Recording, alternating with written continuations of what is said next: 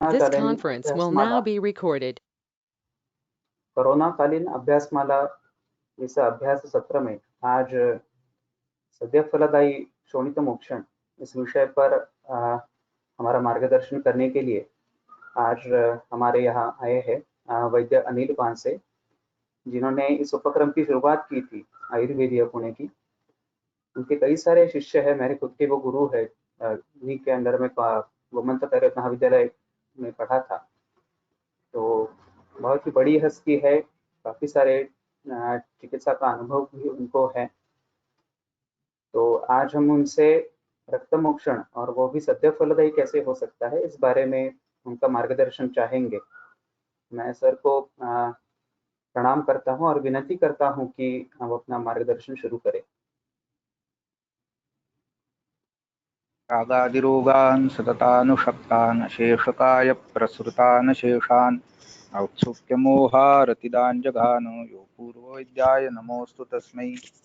ब्रह्मा स्मृत्वायुषो वेदं प्रजापतिमजिग्रहत् सोऽश्विनौ तौ सहस्राक्षं सोऽत्रिपुत्रादिकान् मुनीन् तेऽग्निवेशादिकांस्ते तु पृथक् तन्त्राणि ते निरे ब्रह्मणो हि समारब्धा मात्रेयाद्येषु पूजिताम् अस्मदाचार्यपर्यन्तां वन्दे गुरुपरम्पराम् आयुर्वेदरतं वन्दे माधवाख्यं महागुरुम् आयुर्वेदामृतं सर्वं शिष्येभ्यो यः प्रदत्तवान् द्रष्टाज्ञानी दृष्टकर्मा कृतकर्मा तथैव च अध्यापको भिषक्श्रेष्ठो महान् संशोधकस्तथा गुणैरेतैः समुदितैः यत्कार्यं प्रतनोति सः समुद्धर्थं हि कार्यस्य वयं नु प्रयतामहे।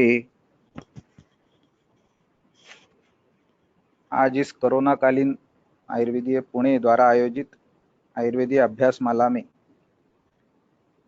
आप सभी का मैं स्वागत करता हूं। आज का जो हमारा विषय है चर्चा का, वो सद्य फलदायी शोणित मोक्षण ऐसा लिया हुआ है।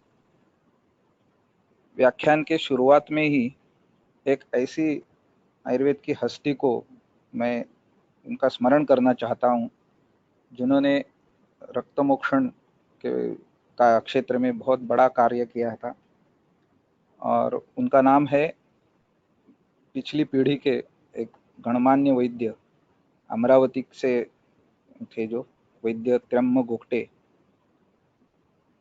जिन्होंने रक्तमोक्षण को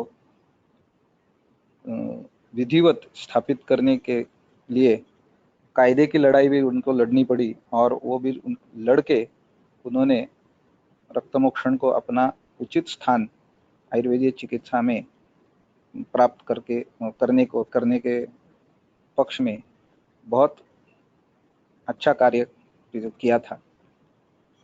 उनके इस पूरे संघर्ष के ऊपर लिखी हुई एक किताब अस्त्र विश्रुति, जो आयुर्वेद व्यासपीठ ने प्रकाशित की हुई है, सभी वैद्यों के लिए एक वाचनीय ग्रंथ है।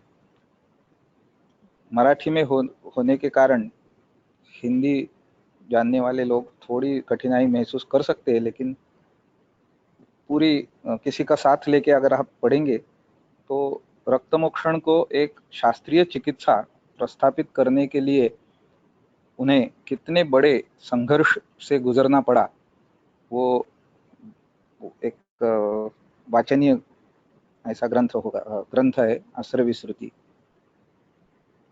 तो उनको प्रणाम पहले करता हूँ।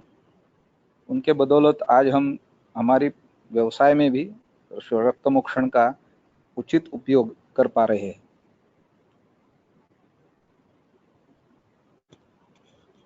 इंट्रोडक्शन का स्लाइड ले लो। Next slide. रक्तमोक्षण एक सद्य फलदायी चिकित्सा उपक्रम है,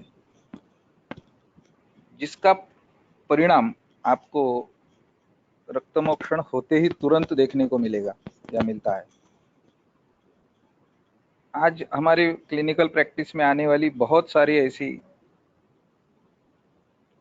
क्लिनिकल कंडीशंस है जिसमें रक्त दुष्टि एक अवश्यंभावी घटक के रूप में सामने आती है।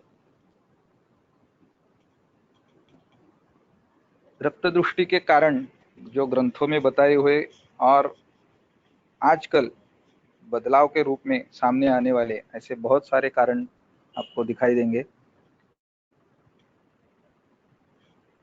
आज जिसका ज़्यादातर प्रयोग पाया जाता है वो फास्ट फूड है, जंक फूड है, इंटरकॉन्टिनेंटल जैसे चाइनीज, थाई, मलेशियन फूड। ये लिस्ट है वो अनएंडिंग है, ऐसी लिस्ट है। तो उसके बारे में भी हम थोड़ा आगे ग्रंथ क्या कहते हैं, संहिता क्या कहती है और बदलाव क्या आए हैं, उसके बारे में भी थोड़ी चर्चा करेंगे। संहिताओं ने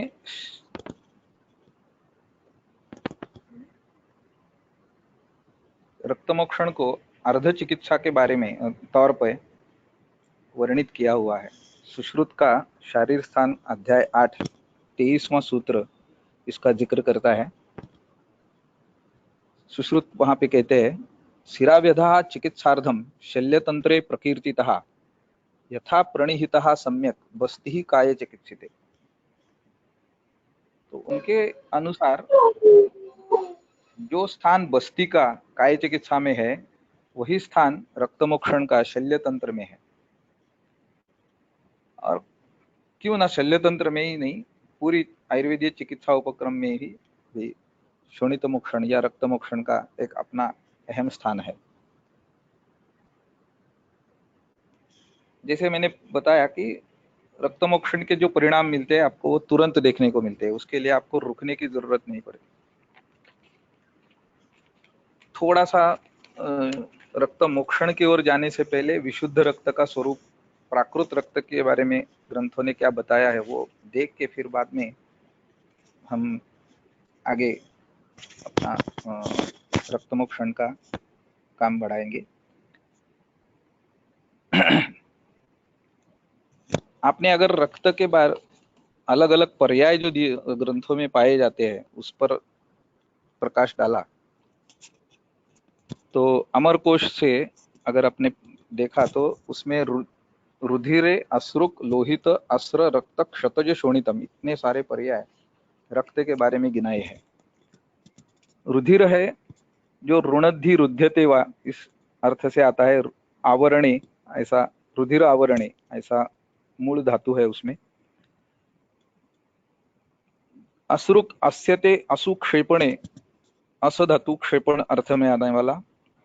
लोहित शब्द है वो रोहती रुह्यते वा, व्रणों के बारे में इसका ज्यादा आपको ये मिलेगा, प्रत्यक्ष प्रमाण मिलेगा। रुहे रश्च लो वा, र के जगह पे लो आया है, अर्थ एक ही रहता है। अस्र शब्द में भी अस्यते वही धातु है, असुक्षेपणे। रक्त जो शब्द ज्यादा तौर पे हम यूज करते हैं रंज रागे या इस अर्थ में रंजन करने वाला। स खलु आप्यो रसः यकृत प्लीहानौ प्राप्य रागम उपैति, ऐसी अवस्था, ऐसी व्यवस्था सुश्रुत में आपको मिलेगी। क्षतज ऐसा भी शब्द रक्त को पर्यायी शब्द के रूप में पाया जाता है। क्षता जातम व्रण से निकलने वाला जो है, इस अर्थ से क्षतज शब्द है। शोणित शब्द शोणरु ऐसा धातु है, उसमें वर्ण और गति दोनों अर्थ उसके है। तो विशिष्ट वर्ण रक्त वर्ण रहने वाला और गति पूरे शरीर में गति करने वाला ऐसा धातु, इस अर्थ से शोणित शब्द आया है। तो कुल मिलाकर आपने देखा तो क्षेपण इस सभी अर्थों में आपको रक्त के बारे में रक्त के पर्यायों का परिशीलन किया तो इतने सारे अर्थ आपके सामने आएंगे जो रक्त के स्वरूप को प्रकट करने वाले हैं, जो क्लिनिकल प्रैक्टिस में आपको उपयोगी साबित होंगे। नेक्स्ट, विशुद्ध रक्त का कार्य अगर देखें चरक सूत्रस्थान चैप्टर 24, तो तद विशुद्धम ही रुधिरम बलवर्ण सुखायुषा युनक्ति प्राणिनाम प्राणः शोणितम ही अनुवर्तते। बहुत प्रसिद्ध सूत्र है, बहुत सारे लोगों को मालूम भी होगा। तो विशुद्ध रक्त जो है वो बल वर्ण सुख और आयुष का कारण होता है और शरीर में प्राणों की योजना करता है। तो अगर रक्त नहीं है तो प्राण का वियोग होगा, इतना सीधा अर्थ इसमें से निकल आता है। तो प्राण शोणितम ही अनुवर्तते, प्राण जो है वो शोणित को अनुवर्तित करता है, उसके पीछे पीछे जाता है। तो जहां जहां तक शोणित जाएगा लेके वहां तक आपको प्राण की अवस्था प्राप्त मिलेगी। जहां पे शोणित नहीं है वहां पे प्राण शक्ति क्षीण होती दिखाई देगी। ये क्लिनिकल प्रैक्टिस में बहुत बार आपको नेक्रोसिस या ऐसे अवस्थाओं में पाया मिलेगा कि जहाँ पे रक्त की का अभिसरण नहीं है वहाँ आपको जो शरीर का अवयव है वो मृत पाया मिलेगा। Next slide. प्रकृतिस्थ रक्त लक्षणों में और बाकी ग्रंथकारों का जो अभिप्राय है वो देखते हैं।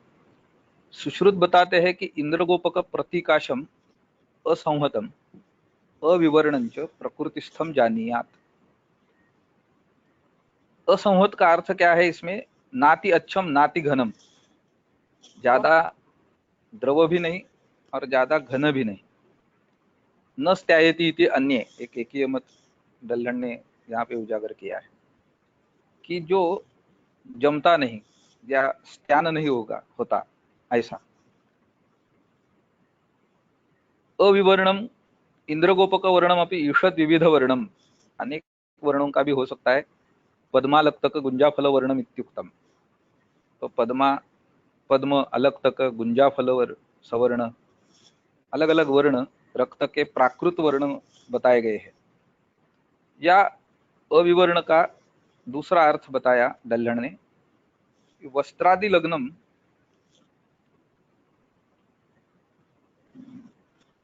सत, वस्त्रादि लग्नम सत प्रक्षाल्यमानम अपि,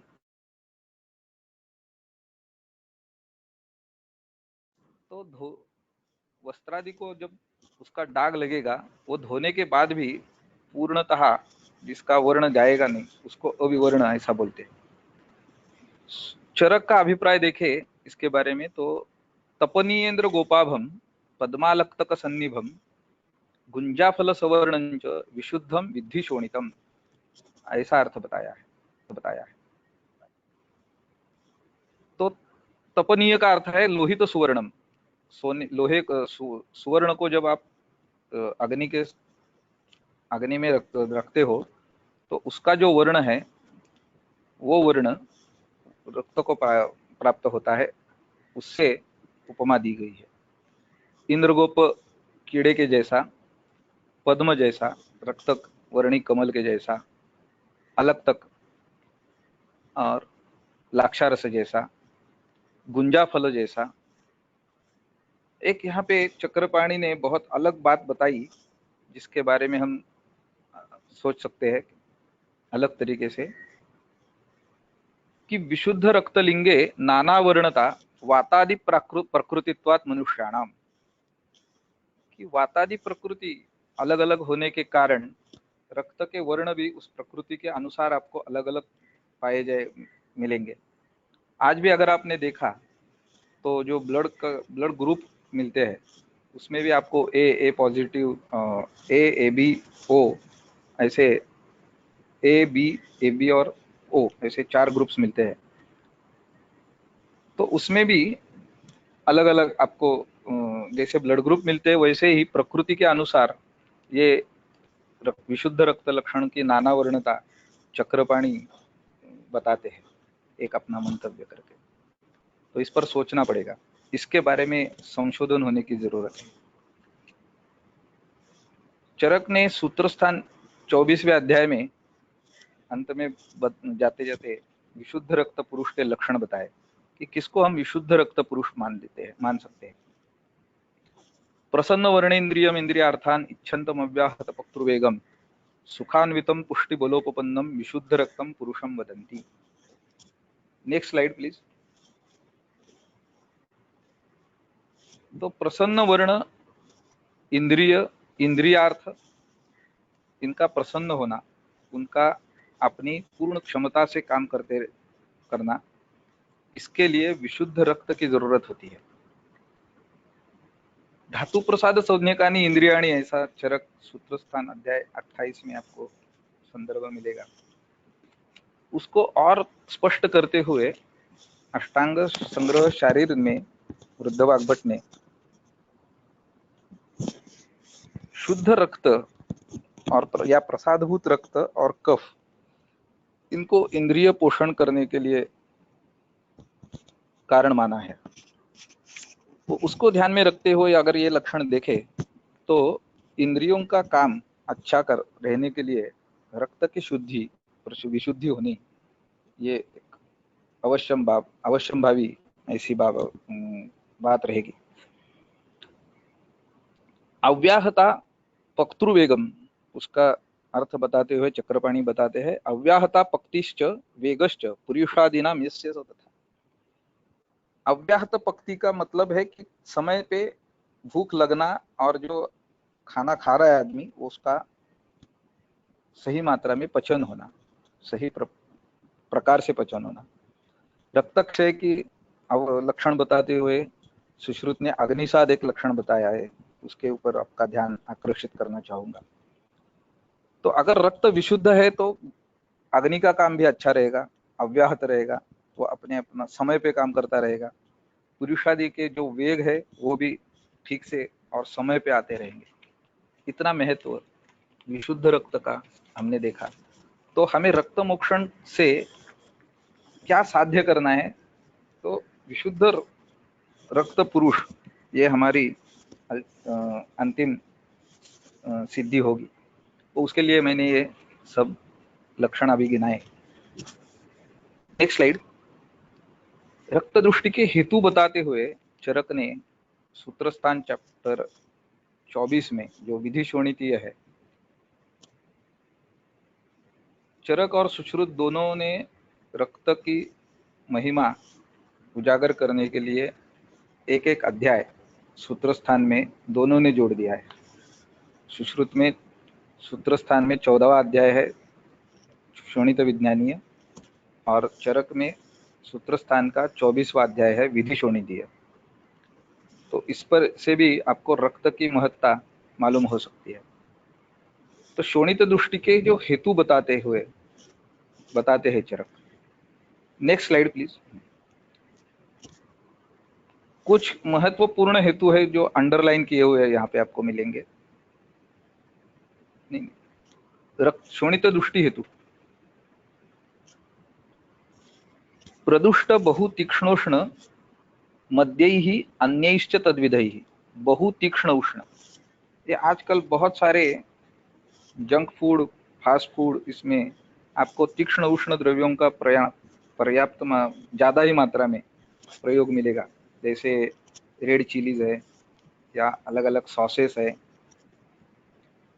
तो उसके बारे में हमें इस परिप्रेक्ष्य में सोचना होगा कि तीक्ष्ण उष्ण है, वो रक्त को दुष्ट करने वाले हैं, रक्त का प्रकोप करने वाले हैं।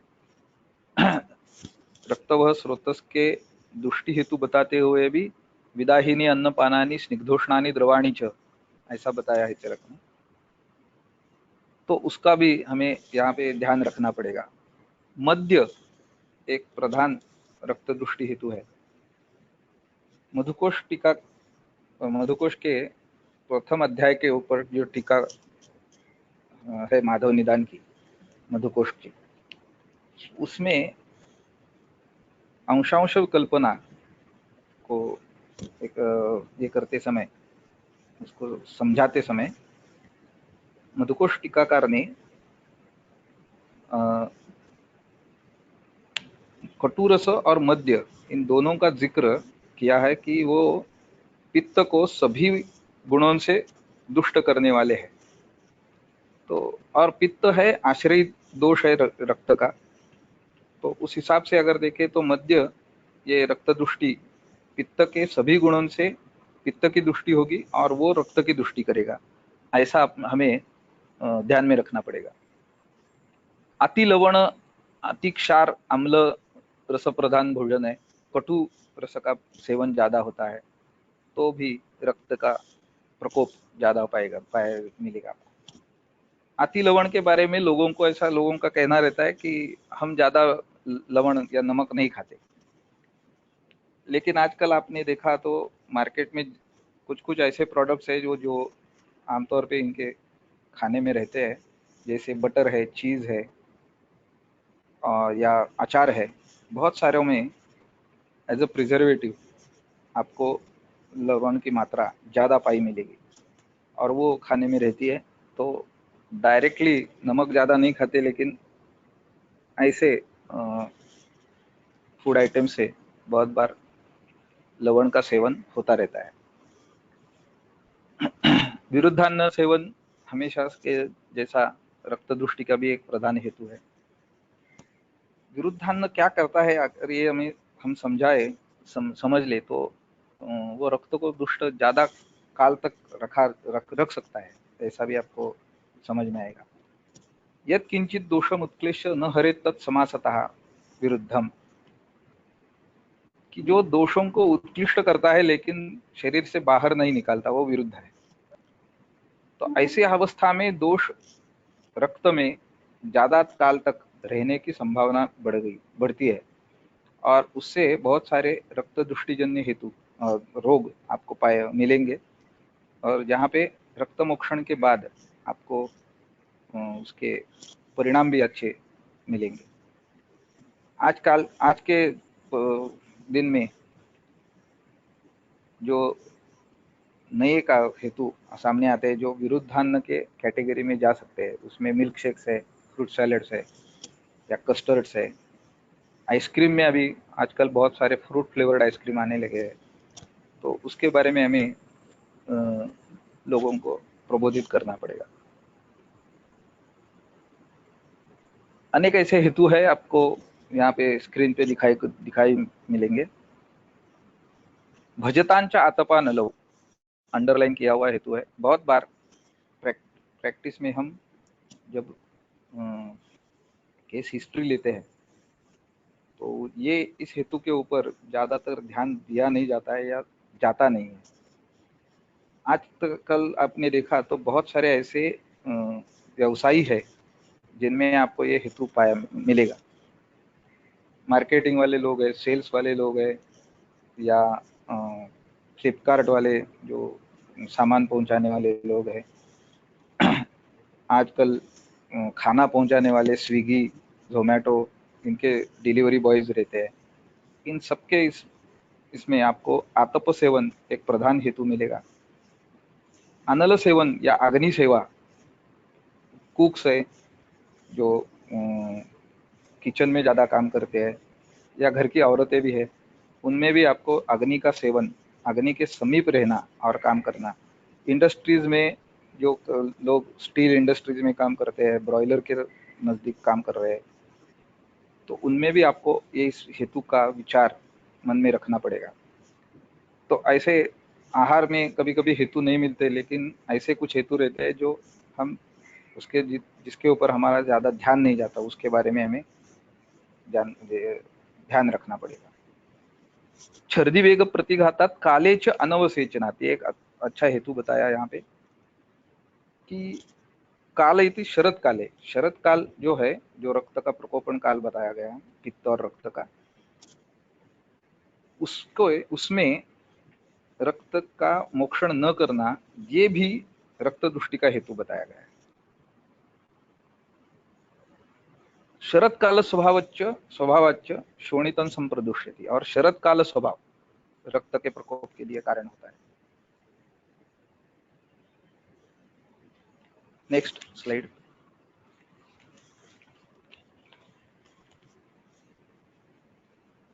रक्त वृद्धि के लक्षण अगर आपने देखे, रक्तांगाक्षिताम शिरापूर्णत्वम च, आजकल आपको अलग रूप में इनका प्रेजेंटेशन सामने आएगा। जैसे बहुत से वैद्यों ने या स्टूडेंट्स ने भी थ्रोम्बोसाइटोपेनिक पर्प्यूरा या थ्रोम्बोसाइटोपेनिया के केसेस देखे होंगे, जिनमें ये रक्तांगता पूरे बदन में भी पाई जाती है। अत्यधिक रक्तवर्ण आना, जबान पे आना, पूरे शरीर पे आना, इसमें कभी कभी रक्त की दृष्टि के बहुत क्या बोल सकते हैं हम, हमें आश्चर्य में डालने वाले हेतु मिले हैं। एक पेशेंट ऐसा मिला था जिनका सब्जी का अपना व्यवसाय था, करते थे वो, और बोले जब कस्टमर नहीं रहेगा तब मैं टोमेटो खाता रहता था। तो गिन के नहीं खाते थे, दिन में 1-1.5 किलो तक भी खा लेता था, ऐसा उनका कहना था। आगे जाके उनको ये कंडीशन हुई थी, थ्रोम्बोसाइटोपेनिया। इसमें अगर आप देखें, रक्त वृद्धि की अवस्था होती है।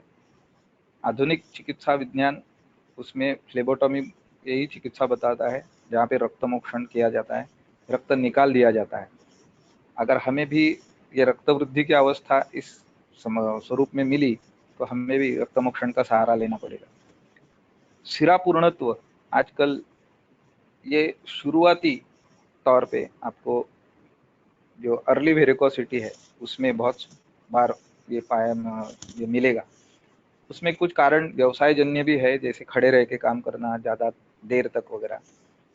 लेकिन रक्त की दृष्टि करने वाला आहार रहना, विहार होना, सिक्योरिटी पर्सनल्स है, बार टेंडर्स है, वेटर्स है, इनमें आपको ज़्यादातर के ये हेतु भी मिलेंगे और उस हिसाब से इन अवस्थाओं का भी आकलन होगा।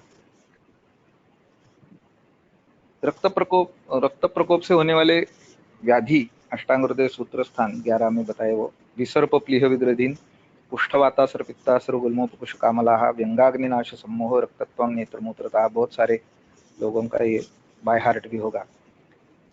बहुत सारे व्याधि इसमें हम रक्त मोक्षण का प्रयोग भी करते हैं। आगे एक सुश्रुत सूत्र स्थान 14 का एक बहुत ही अहम संदर्भ की ओर आपका ध्यान आकर्षित करना चाहूंगा मैं। तद्दुष्टम शोणितम अनिर्ह्रियमाणम शोफ दाह राग पाक वेदनाम जनयेत। कि दुष्ट शोणित है और अगर उसका निर्हरण नहीं किया तो वो क्या क्या करवा सकता है।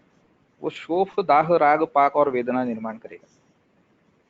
इसी सूत्र को अगर आप दूसरे नजरिए से देखेंगे तो जहां जहां शोफ दाह राग पाक और वेदना है वहां पे रक्तमोक्षण करके रक्त को निकाल देना ये बहुत बार कारगर चिकित्सा साबित होगी। तो इसके ऊपर आपका ध्यान में आकर्षित करना चाहूंगा।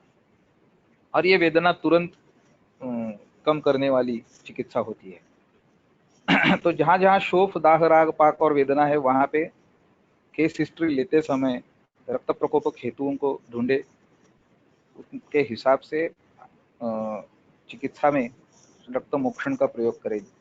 कौन सी प्रकार का रक्त मोक्षण करना है वो आगे देखेंगे हम। Next slide please.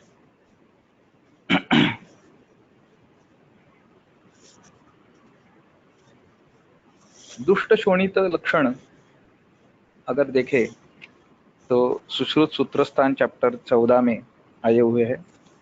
तत्र फेनिलम अरुणम कृष्णम परुषम तनु शीघ्रगम अस्कंदी च वातेन दुष्टम। वातदुष्ट रक्त के ये लक्षण बताए। जब भी हम सिरावेद करते हैं तब आपको इनमें से कुछ लक्षणों का परीक्षण करने को मिलेगा। आजकल हमारे पास बहुत पावरफुल कैमरा वाले मोबाइल वगैरह सेट है, तो उसमें हम उसका वीडियो भी निकाल सकते हैं ताकि लोगों को दिखाने में आसानी होगी। और इस पर से भी कुछ परीक्षण हम कर सकते हैं, जैसे स्वरूप के परीक्षण है, वर्ण के परीक्षण है। ये वीडियो के जरिए हम समझा सकते हैं। पित्त दुष्ट में नीलम पित्तम हरितम शावम विश्रम अनिष्टम पिपीलिका मक्षिकाणाम अनिष्टम पिपीलिका मक्षिकाणाम आणि अस्कंदीच पित्तेन दुष्टम। पित्त दुष्ट रक्त है वो जल्दी स्कंदित नहीं होता, और वातर जो है वो अस्कंदी है, वो भी अस्कंदी है। ये वात और पित्त दुष्ट रक्त है वो जल्दी स्कंदन नहीं होते, पतले रहते हैं थोड़ा। गैरिकोदक प्रतीकाशम स्निग्धम शीतलम बहलम पिच्छिलम चिरस्रावी मांसपेशी प्रभम च श्लेष्म दुष्टम। कफ दुष्ट है वो इस तरीके का है, वो ज्यादा गाढ़ा रहेगा, पिच्छिल रहेगा, बहल रहेगा। आजकल हम जब बीपी इंस्ट्रूमेंट का उपयोग करके रक्तमोक्षण या सिरावेद करते हैं, तब शायद हमें कफदुष्ट है तो प्रेशर ज़्यादा रखना पड़ेगा, वात और पित्त में कम रखना पड़ेगा। इसमें से भी, इस पर से भी हमें दोष की निश्चिति करने के लिए हमें सहारा मिलेगा। सर्वलक्षण संयुक्तम कांजिकाभम विशेषतः दुर्गंधिंच सन्निपात दुष्ट। जो कांजी सदृश है, सर्वलक्षण संयुक्त है और विशेष करके दुर्गंधित है, उसको सन्निपात दुष्ट बताया है। Next slide please.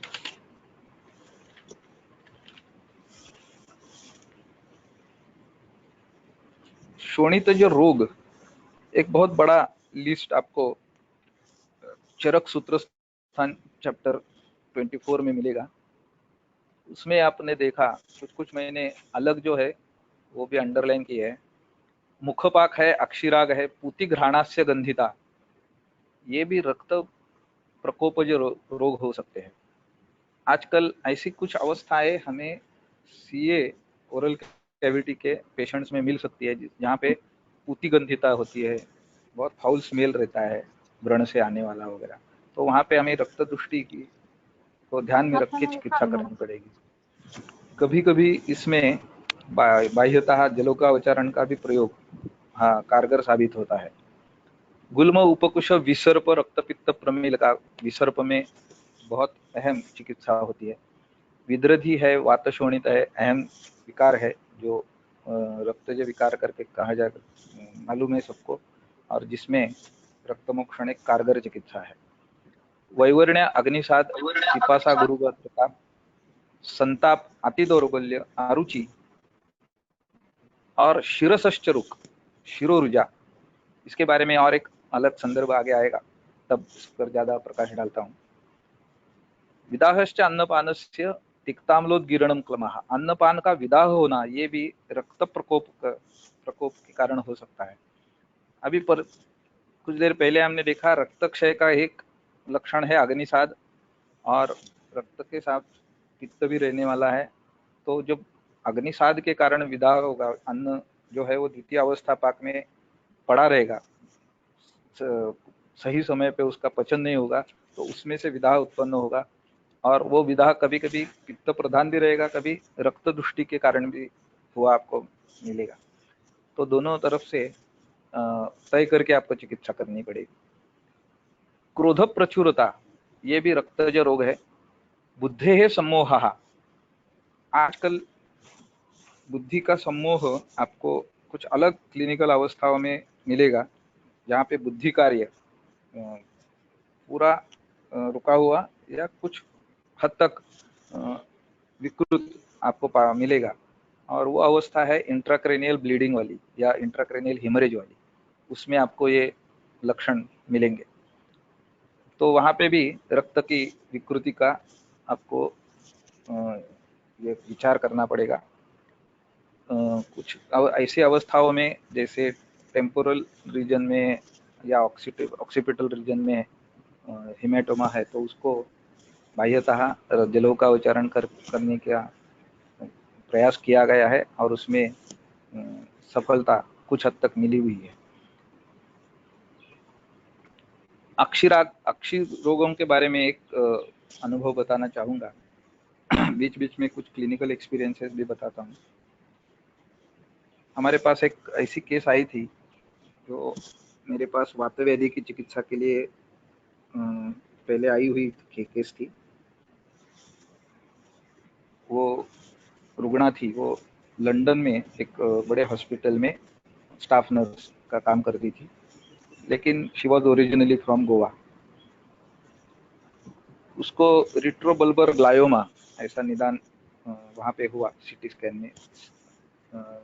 शिरशूल रहता था, नेत्रशूल विशेष करके होता था, और उसके कारण उसने सीटी स्कैन करवाया, उसमें रिट्रोबल्बर ग्लायोमा ऐसा निदान पाया गया। अभी वहाँ पे चिकित्सा करने के लिए उन्होंने बताया कि ऑपरेशन करना पड़ेगा, और उसको करना नहीं था। वो डायरेक्टली वहाँ से निकल के गोवा में आ गई और हमारे हॉस्पिटल में आके एडमिट हुई। इसमें शालाक्य विभाग के वैद्यों को भी मैंने उनका भी ये लिया था, और उन्होंने शंख प्रदेश के नजदीक अपांग स्थान में जलोकावचरण किया। 2-3 बार जलोकावचरण करने के बाद उसका शूल जो था वो पूरी तरह से थम गया। अभ्यंतर चिकित्सा भी थी इसके साथ, लेकिन जलोकावचरण के बाद उसका पूरा शूल, नेत्र शूल वगैरह चला गया। बाद में सही समय पे उसको डिस्चार्ज किया, वो वापस गई लंदन। वहाँ पे उसने फॉलोअप सीटी स्कैन करवाया, और आश्चर्य इस बात का वहाँ पे भी डॉक्टरों को हुआ कि वो ग्लायोमा कंप्लीटली रिग्रेस हुआ था। तो ऐसे भी आपको चिकित्सा के अद्भुत परिणाम शोणितमोक्षण या रक्तमोक्षण के द्वारा मिल सकते हैं। तो बुद्धि समूह है, लवणास्यता है, स्वेदा शरीर दौर्गंध्य में, मदहा कंपहा स्वरक्षया, तंद्रा निद्राति योग, तमसश्चाति दर्शनम। बहुत सारी ऐसी अवस्था है जो हमें आमतौर पे क्लिनिकल प्रैक्टिस में पाई जाती मिलेगी। आपको कुष्ठ है, एक प्रधान व्याधि है जिसमें बहुत सारे अवस्थाओं में आपको रक्तमोक्षण करने को मिलता है। इसका समापन करते समय चरक ने बाद में जाके बताया, शीतोष्ण स्निग्ध वृक्षाद्यैहि उपक्रांताश्चये गदाः सम्यक साध्या न सिद्ध्यन्ति रक्तजांस्तान विभावयेत्। तो शीत उष्ण स्निग्ध वृक्ष आदि चिकित्सा से जो विकार ठीक नहीं होते हैं उनको रक्तज कहो, और उसकी चिकित्सा फिर रक्तज करके फिर रक्तमोक्षण से भी आप कर सकते हैं। सो प्रवृद्ध शोणिताश्रयास्तु वातादयः आश्रय प्रभावात् न स्वचिकित्सा मात्रेण प्रशाम्यन्ति। ये चक्रपाणी उसकी अलगता बताते हुए बताते हैं कि जो आश्रय है शोणित रक्त, वो प्रवृद्ध है, वो भी दुष्ट, अति दुष्ट है, अति प्रवृद्ध है। उसके कारण सिर्फ वातादि की चिकित्सा करके आपको यहाँ पे चिकित्सा में यश प्राप्त नहीं होता। इसलिए आपको रक्त का भी विचार करके रक्त के ऊपर काम करने वाले कुछ चिकित्सा उपक्रम करना पड़ेंगे, और उसमें एक रक्तमोक्षण भी होगा। Next slide please.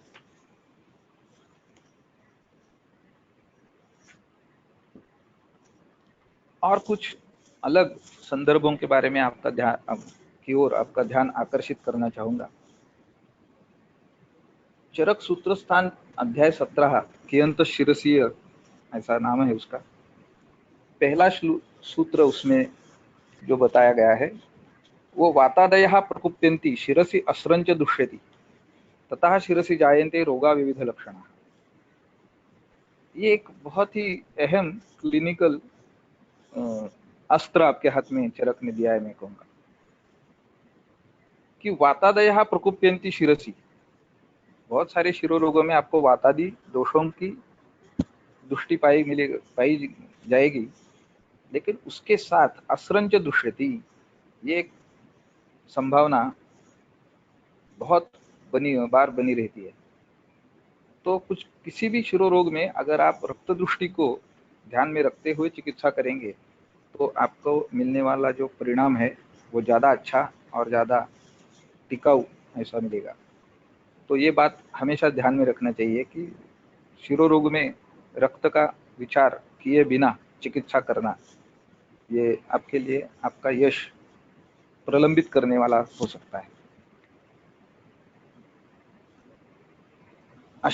चतुरशीति पित्त विकार जो बताए हैं, नानात्मज पित्त विकार है, उसमें अष्टांग संग्रह में एक व्याधि आया है शोणित क्लेद। उसका वर्णन करते हुए अष्टांग संग्रह कार बताते हैं कि शोणितस्य कृष्णता दौर्गंध्य तनुत्वानि क्लेदः। तो शोणित क्लेद कैसे समझेंगे हम?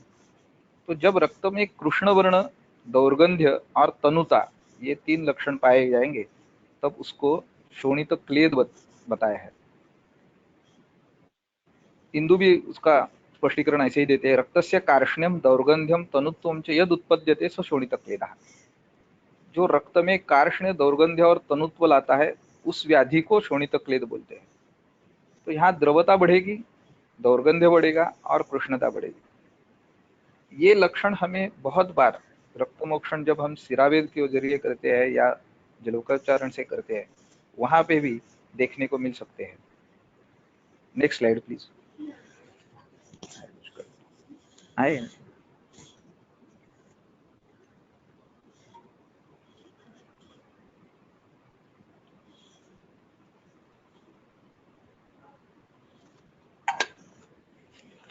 अभी चिकित्सा तत्व का विचार करेंगे।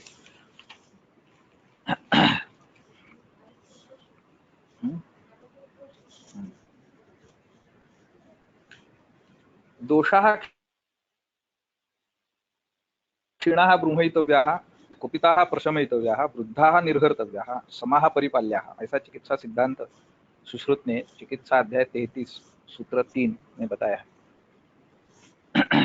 तो जहां विरुद्ध दोष है वहां पे आपको रक्तमोक्षण की चिकित्सा ही करनी है।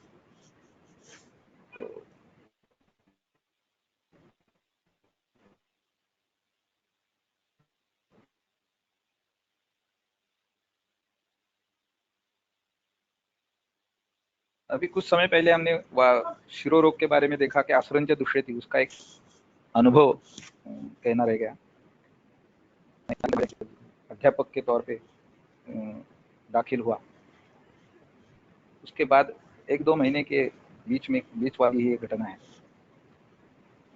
हमारे कॉलेज की जो टाइपिस्ट थी उसको एक दिन तीव्र शिरशूल शुरू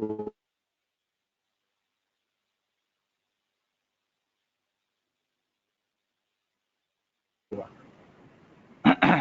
और वो वामतः भ्रू मध्य के और पूरे वो शूल हो रहा था और उसके वजह से वो काम नहीं कर पा रही थी, बहुत परेशान थी और उसका कहना था कि सर मुझे इस शूल से छुटकारा दो। मैं बोला एक चिकित्सा है, लेकिन अगर तुम घबराने वाली नहीं हो तो मैं कर सकता हूँ। तो बोली नहीं करती हूँ, मैं तैयार हूँ। तो बोला मैं कि उसको जलों का उच्चारण करना पड़ेगा, वहाँ पे हम जलू लगाएंगे। पहले घबरा गई लेकिन बाद में शूल इतना था कि तैयार कैसे वैसे हो गई। जलों का उच्चारण किया, जहाँ से शूल शुरू हो रहा था उसी पॉइंट पे जलों का उच्चारण किया और जलों का जब तक गिरी नहीं तब तक उसका शूल काफी कम आया था। जलों का गिरने के बाद पूरा चला गया था। उसके बाद 10 साल के बाद उसको हल्का सा शूल वैसे ही शुरू हुआ तो वो तुरंत मेरे पास आई, सर मुझे जलों का लगाओ। तो इतना सद्य फलदायी ये चिकित्सा उपक्रम है। पेशेंट का विश्वास भी आपको जल्दी से मिलेगा। पेशेंट खुद बाद में फिर से आपके पास आएगा कि नहीं मेरा रक्तमोक्षण करवाओ करके। तो ऐसी चिकित्सा रक्तमोक्षण हो सकती है। नेक्स्ट, रक्तमोक्षण के रक्त जो रोग जो बताए उसके बाद उनकी सामान्य चिकित्सा विधि बताते हुए चरक ने सूत्रस्थान अध्याय 24 में यही बताया कि कुर्यात् शोणित रोगेषु रक्तपित्त हरिम क्रियाम विरेकम उपवासंच श्रावणम शोणितस्य च। तो ये सामान्य चिकित्सा सूत्र बताते हुए रक्त का श्रावणम शोणितस्य आया है। उसके आगे कहते हैं बलदोष प्रमाणाद वा विशुद्ध्या रुधिरस्य वा, कितना निकालना है तो बलदोष प्रमाण के अनुसार निकालना है। रुधिरम श्रावयेत् जंतुः आशयम प्रसमीक्ष्य, या आशय देख को निकालना है, देख के काम करना है। तो बल है, दोष प्रमाण है, रक्त की शुद्धि जब तक रक्त शुद्धि के लक्षण नहीं मिलते तब तक करना है और आशय देख के करना है। कौन से आशय से आप निकाल रहे हो या कौन से स्थान में रक्त की दृष्टि आपको मिली है, इसका स्पष्टीकरण चरकपाणी के आगे टीका में आपको मिल जाएगा। नेक्स्ट, अभी शोणित मोक्षण या रक्तमोक्षण करना है आपको तो पहले क्या करना पड़ेगा। ऐसे ही उठ के रक्तमोक्षण करना हर बार पॉसिबल नहीं होगा। यहाँ पे दोषों का उत्क्लेश आपको ज्यादा दिख रहा है या अभी जैसे मैंने शूल की अवस्था बताई वैसी अवस्था है तो तुरंत कर सकते हैं। लेकिन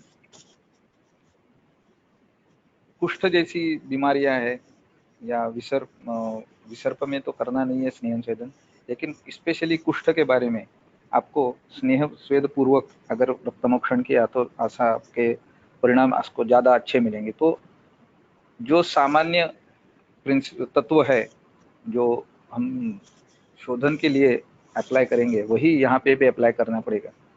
शमयत्तान प्रयोगेण सुखम वा कोष्ठमानयेत ज्ञात्वा कोष्ठ प्रपन्नांश यथासन्नम विनिर्हरेत। कि उनको कोष्ठ में लाना है और कोष्ठ में लाने के बाद नजदीक के रास्ते से निकाल देना है। आगे दूसरा भी सूत्र अष्टांग हृदय से आया, पाचनैर्दीपनि स्नेहैः तान् स्वेदैश्च परिष्कृतान् शोधयेत् शोधने काले यथासन्नम यथाबलम। वहां पे भी यथासन्न का जिक्र आया। तो यथासन्न ये महत्वपूर्ण शब्द रहेगा कि नजदीक के मार्ग से निकालना है, जो आसन्न मार्ग है उसमें उससे निकालना है। और वो ध्यान में रखते हमें चिकित्सा का आयोजन करना पड़ेगा।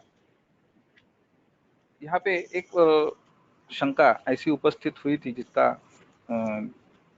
उत्तर मान हमारे गुरु जी वैद्य कोल्हटकर सर ने दिया था कि वमन विरेचन के बारे में हम शाखा से कोष्ठ में दोषों को लाना वगैरह समझ सकते हैं, लेकिन रक्तमोक्षण में कैसे समझे।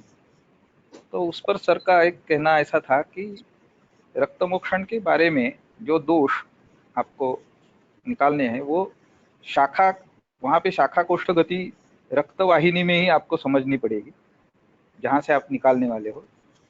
जो रक्तवाहिनियों की भित्तियां हैं उसको संलग्न रहने वाले जो दोष है या दुष्टि है वो शाखा है, और वहां से उनको छुड़ा के स्नेहन स्वेदन से या अन्य किसी या वो उत्कृष्ट है तो स्वयं निकालने से, तो बीच वाला जो रक्त का प्रवाह है वो उसका कोष्ठ है, ऐसा सर का उसके ऊपर विवरण था। तो इसको हमें ध्यान में रखना पड़ेगा। और जब हम रक्तमोक्षण करते हैं तब हमारी जो सूची रहती है वो भी बीच में प्रविष्ट होती है, रक्त के प्रवाह में प्रविष्ट होती है और वहां से दोष निकलते हैं। तो इसको भी हमें ध्यान में रखना पड़ेगा। तो ये एक शाखा कोष्ठ गति रक्तमोक्षण के बारे में कैसे समझे, इसका एक अलग उत्तर हमारे गुरुजी वैद्य कोल्हटकर सर ने दिया हुआ था। नेक्स्ट, इसके बाद रक्तमोक्षण के जो प्रकार है उसके बारे में देखेंगे। उसमें से आज कल आपको वैद्यों के व्यवसाय में सिरावेद और जलौका इनका प्रयोग ज़्यादा मिलेगा। प्रच्छान भी कहीं कुछ कुछ अवस्था में किया जाता है। विषाण या श्रृंग और विषाण इनका सिंग श्रृंग और अलाबु इनका प्रयोग ज़्यादातर पाया नहीं जाता, लेकिन वो भी रक्तमोक्षण के प्रकार के रूप में यहाँ पे सुश्रुत शारीर स्थान अध्याय 9 में उल्लेखित है। शिरा विषण तुम्बैस्तु जलौका भी पदैस्तथा अवगाढ़म यथापूर्व निर्हरित दुष्ट शोणितम। तो यथापूर्व का अर्थ है पूर्व अनतिक्रमेण। उसका अर्थ एक्सप्लेन करते समय दल्हन कहते हैं एतेन उत्तानम पदैहि अवगाढ़म जलौको भी। अवगाढ़ रक्त दृष्टि जो है उसकी चिकित्सा जलौका से करनी है। इसके बारे में कुछ क्लिनिकल एक्सपीरियंसेस आपके सामने रखना चाहूँगा। आजकल हम एक अवस्था क्लिनिकल प्रैक्टिस में बहुत सारे वैद्यों के पास आती है जिसको अपेंडिसाइटिस बोलते हैं। आंत्रपुच्छ जो अवयव है जो उंडुक को लगा संलग्न ऐसा रहता है उसमें शोथ आना, और कभी कभी अवस्था ऐसी रहती भी है कि जहाँ पे शस्त्रकर्म करना अनिवार्य होता है। लेकिन इस अवस्था में मेरा पहला अनुभव था वो मेरी खुद की दादी के ऊपर प्रयोग किया हुआ था जब मैं शायद सेकंड BMS में था, और उनको ऐसा एकदम से एक रात तीव्र शूल शुरू हुआ शाम को और वो उसी पॉइंट पे था जहाँ पे अपेंडिक्स रहता है। गाडगिल सर को उनके पास उनका हमेशा चिकित्सा चलती थी और सर ने मुझे बताया कि इसको जलौका उच्चारण करो। उसके पहले हाल ही में एक केस ऐसा ससून हॉस्पिटल में कोलटकर सर ऑनररी करके जाया करते थे। उन्होंने एक पेशेंट को जिसका ऑपरेशन तय हुआ था उसमें अपेंडिक्स का, उसमें जलोका उच्चारण से अच्छा रिजल्ट आया और उसका पूरा शूल चला गया और उसका ऑपरेशन नहीं करना पड़ा, ऐसा एक अनुभव, ताज़ा अनुभव था। तो उसको ध्यान में रखते हुए मैंने भी जलोका क्लिनिक से लाके उसको रात को लगाई और आश्चर्य की बात, वो जलोका उच्चारण होते ही उसका पूरा शूल चला गया। उसके बाद उसको कभी भी जिंदगी भर वो शूल नहीं आया। हाल ही में एक महाराष्ट्र के वैद्य, उनकी बीवी को भी ऐसा ही सब एक्यूट अपेंडिसाइटिस का अटैक आया, हॉस्पिटल में 2-3 दिन एडमिट किया, उन्होंने अपनी रूटीन चिकित्सा चलवाई और ऑपरेशन बताया कि इसको ऑपरेट करना पड़ेगा। जो वैद्य ऑपरेशन नहीं करना चाहते थे उनको भी यही सलाह दी थी कि जलोका उच्चारण करो, और जलोका उच्चारण करने के बाद अभी वो उसका शूल पूरी तरह से थम गया है और and she is doing fine. तो ये एक अवस्था है जहाँ पे उंडुक को संलग्न ऐसा अवयव है वो, जो हमें शारीरिक रचना से ज्ञात होता है।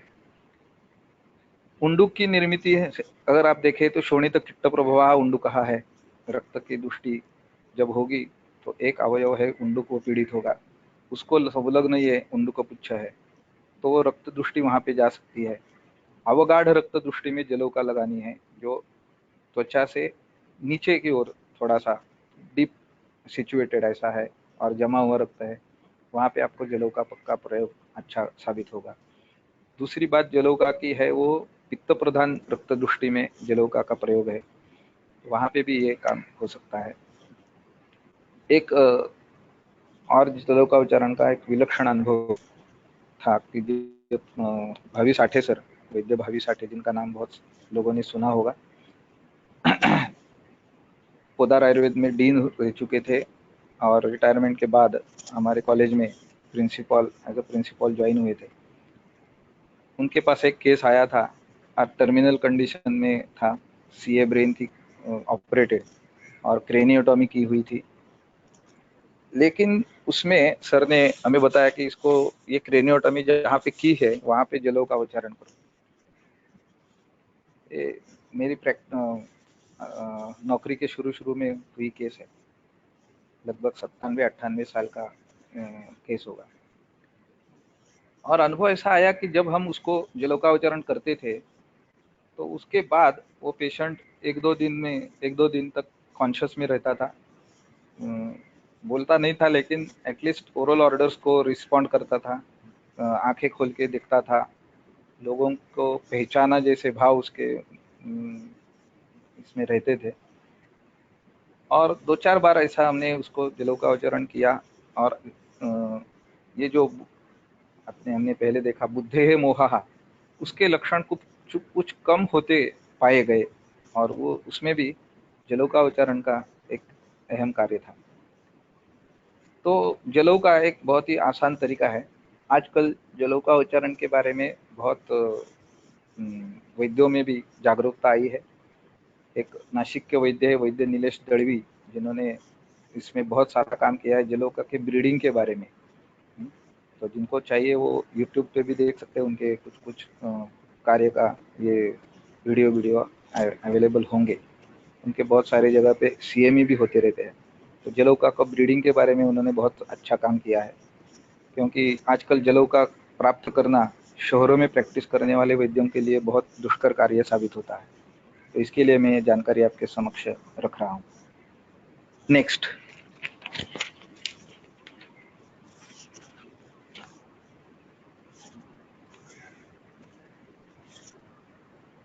रक्तमोक्षण की अवस्थाएं क्या होती है, इंडिकेशंस क्या रहेंगे, उसमें भी आप अभी हमें देखा विस्तार से। अवगाढ़े जलोका स्यात् प्रच्छन्नम पिंडिते हितम, जहाँ पे पिंडितता है या स्थानिक रक्त दृष्टि है उसमें प्रच्छान आप कर सकते हो। सिरा अंग व्यापके रक्ते श्रृंग अलाबु त्वची स्थित, त्वचा में स्थित दोष है तो श्रृंग अलाबु है, और सर्वांग व्यापक रक्त दृष्टि में सिरावेद है। इसके बारे में भी एक बहुत ही अलग तरीके का चिकित्सा अनुभव है। पुणे में पिछले पीढ़ी में एक बहुत ही अलग बुद्धि के धनी हम कह सकते हैं, ऐसे वैद्य थे, वैद्य माधव शास्त्री शेंडे करके। उन्होंने एक सम्मेलन में अपना एक रुग्णानुभव बताया था कि उनके पास एक आर्श का रोगी था और उसको सरक्त मल प्रवृत्ति बहुत दिन से और बहुत भारी मात्रा में हो रही थी, और कैसे भी करके इसमें से मुझे छुटकारा दो, उसके ऐसा करके उनके पास आया। इन्होंने सोचा कि इसको तत्काल चिकित्सा क्या करूंगा मैं कि जिससे उसको आराम मिले। कुछ अलग विचार करके चिकित्सा करने वाले थे। उन्होंने सोचा कि जैसे हम कभी कभी पानी जब जम जाता है तो दूसरी ओर से उसको रास्ता कर देते हैं और वो वहाँ का पानी भी निकल जाता है, तो क्यों ना सिरावेद किया जाए इसमें। लेकिन अगर ऐसा बताया पेशेंट को कि मैं सिरावेद करने वाला हूँ, तो वो घबरा जाएगा, क्योंकि पहले ही इतना खून निकल रहा है और आप खून निकालने वाले हो चिकित्सा के रूप में। इसलिए उसको उन्होंने एक अलग बात बताई कि एक अमेरिका से मैंने इंजेक्शन मंगवाया है, वो आपको लगवाना पड़ेगा और उसके लिए आप कल सुबह आओ। और दूसरे दिन उनको बुलाया और बोले मुंह पे हैंकरचीफ डाला ताकि उनको मैं क्या कर रहा हूँ वो दिखाई ना दे। और वो हैंकरचीफ डाल के उसका रक्तमोक्षण किया और रक्तमोक्षण करने के बाद वो चला गया। बाद में वो मुंबई में नौकरी करता था और बोले 6-7 दिन के बाद 6-7 महीने के बाद फिर से आया और बोलने लगा कि डॉक्टर वो मुझे अमेरिका वाला इंजेक्शन वापस लगवाओ, फिर से तकलीफ होने हुई। अरे बोले मैं बीच में ये भूल गया था कि ये इसको मैंने कौन सा इंजेक्शन लगवाया और कब लगवाया। तो उससे ही थोड़ा पूछा कि थोड़ी बातें मुझे बताओ तो पता चलेगा, क्योंकि बहुत दिन के पहले की बात है। तो बोले नहीं, मैं आपके पास आया था, मुझे मल प्रवृत्ति सरक्त मल प्रवृत्ति होती थी और आपने अमेरिका से कुछ मंगवाया हुआ कुछ इंजेक्शन लगवाया था। तो बोले हाँ, मुझे याद आया फिर कि इसको क्या मैंने किया था, और फिर वही इंजेक्शन उसको लगवाया, मीन्स रक्तमोक्षण किया। तो ऐसे भी अवस्था आपको मिलेगी कि जहाँ पे सिरावेद अलग तरीके से काम कर सकता है। आगे देखें तो रक्तमोक्षण की वयोमर्यादा क्या है, कब से करना है और कब तक करना है, इसके बारे में अष्टांग हृदय सूत्र स्थान चैप्टर 27 सूत्र 6 बताता है कि न तू ऊन षोडश अतीत सप्तति अब्द श्रुता सृजा।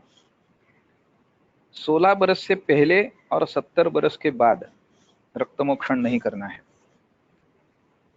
ये वयो मर्यादा दी है, वो इस हिसाब से दी है कि आषोडशात बालाहा है और आसप्तते है मध्यम।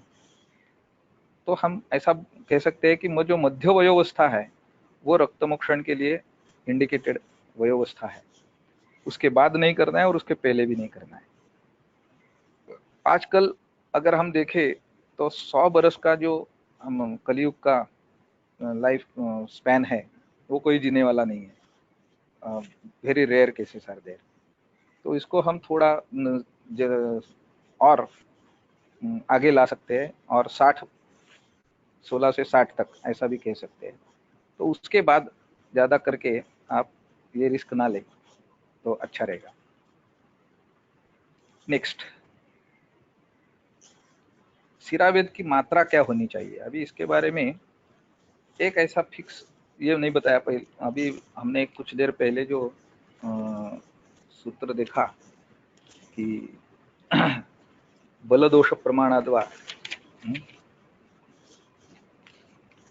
वो आपको ध्यान में रखना पड़ेगा कि या विशुद्ध रुधिर सेवा, रक्त की शुद्धि होने के बाद रुकना है। ग्रंथ क्या बताता है वो उस काल के हिसाब से ये मात्रा वगैरह ग्रंथ ने बताई है कि बलिनोहा बहुदोषस्य वयस्थस्य शरीरिणः, ये सब बातें होनी चाहिए।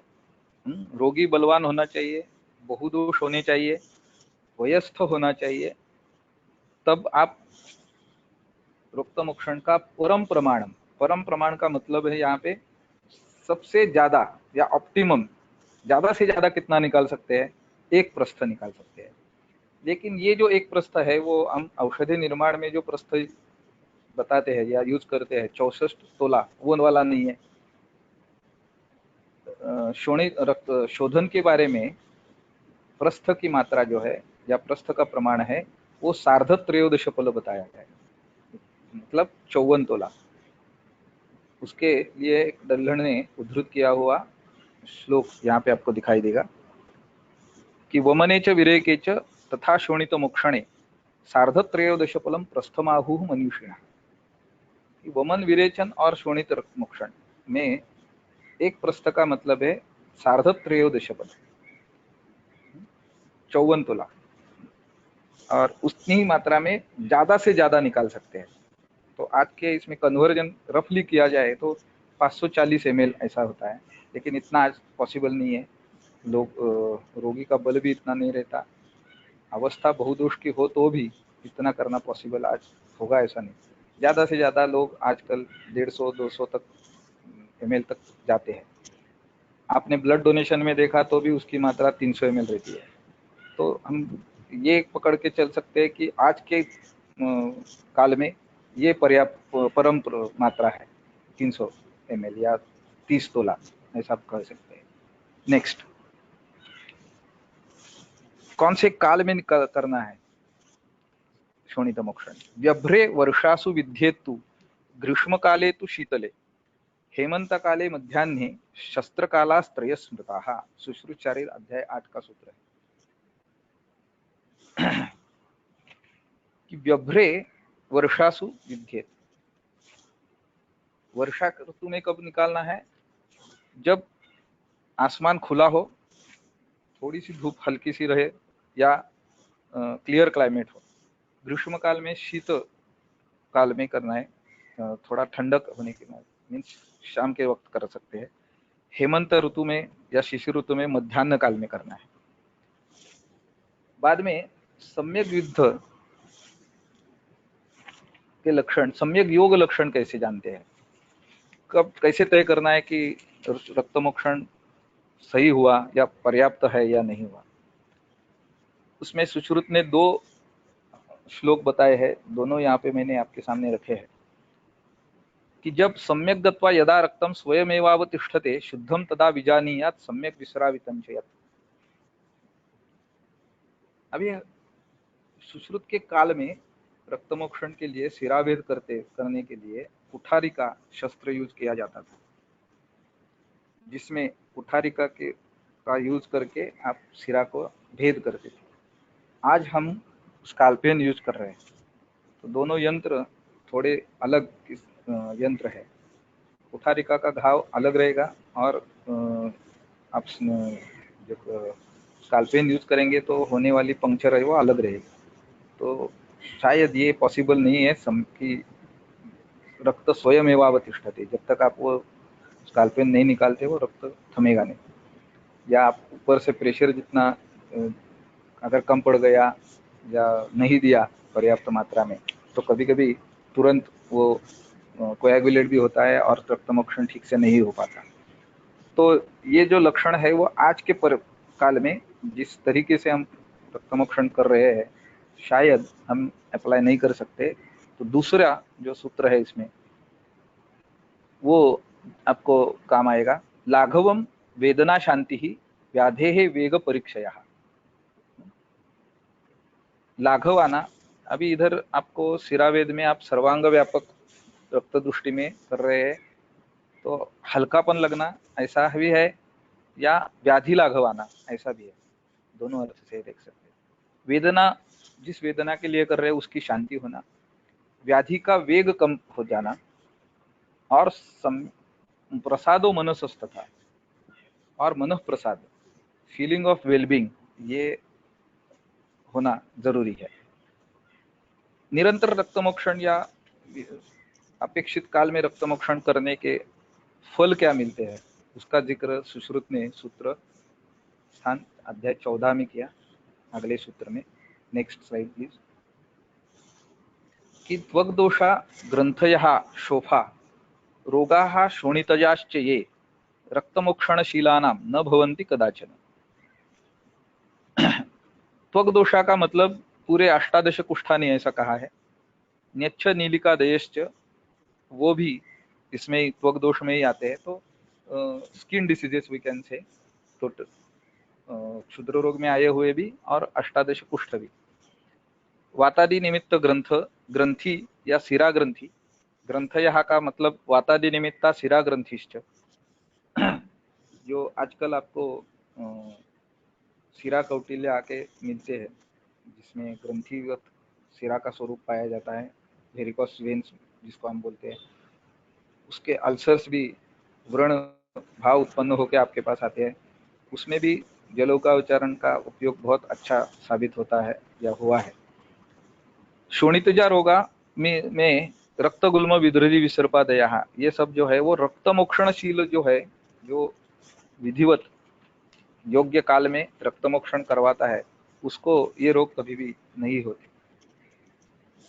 आगे अलग अलग व्याधि अवस्था के संदर्भ अगर देखें तो नेक्स्ट स्लाइड प्लीज।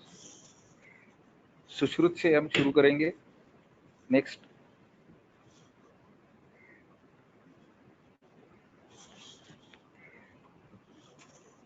इन संदर्भों का कलेक्शन करते हुए मुझे हमारे एक मित्र वैद्य सुहास कुलकर्णी, जिन्होंने जो वाघोली में वैद्य सरदेशमुख सर के कैंसर रिसर्च सेंटर में पहले काम करते थे, उन्होंने सर ने एक सीएमई ली हुई थी और पंचकर्म के ऊपर, और तब सभी डेलीगेट्स को एक फाइल उन्होंने भेंट दी थी।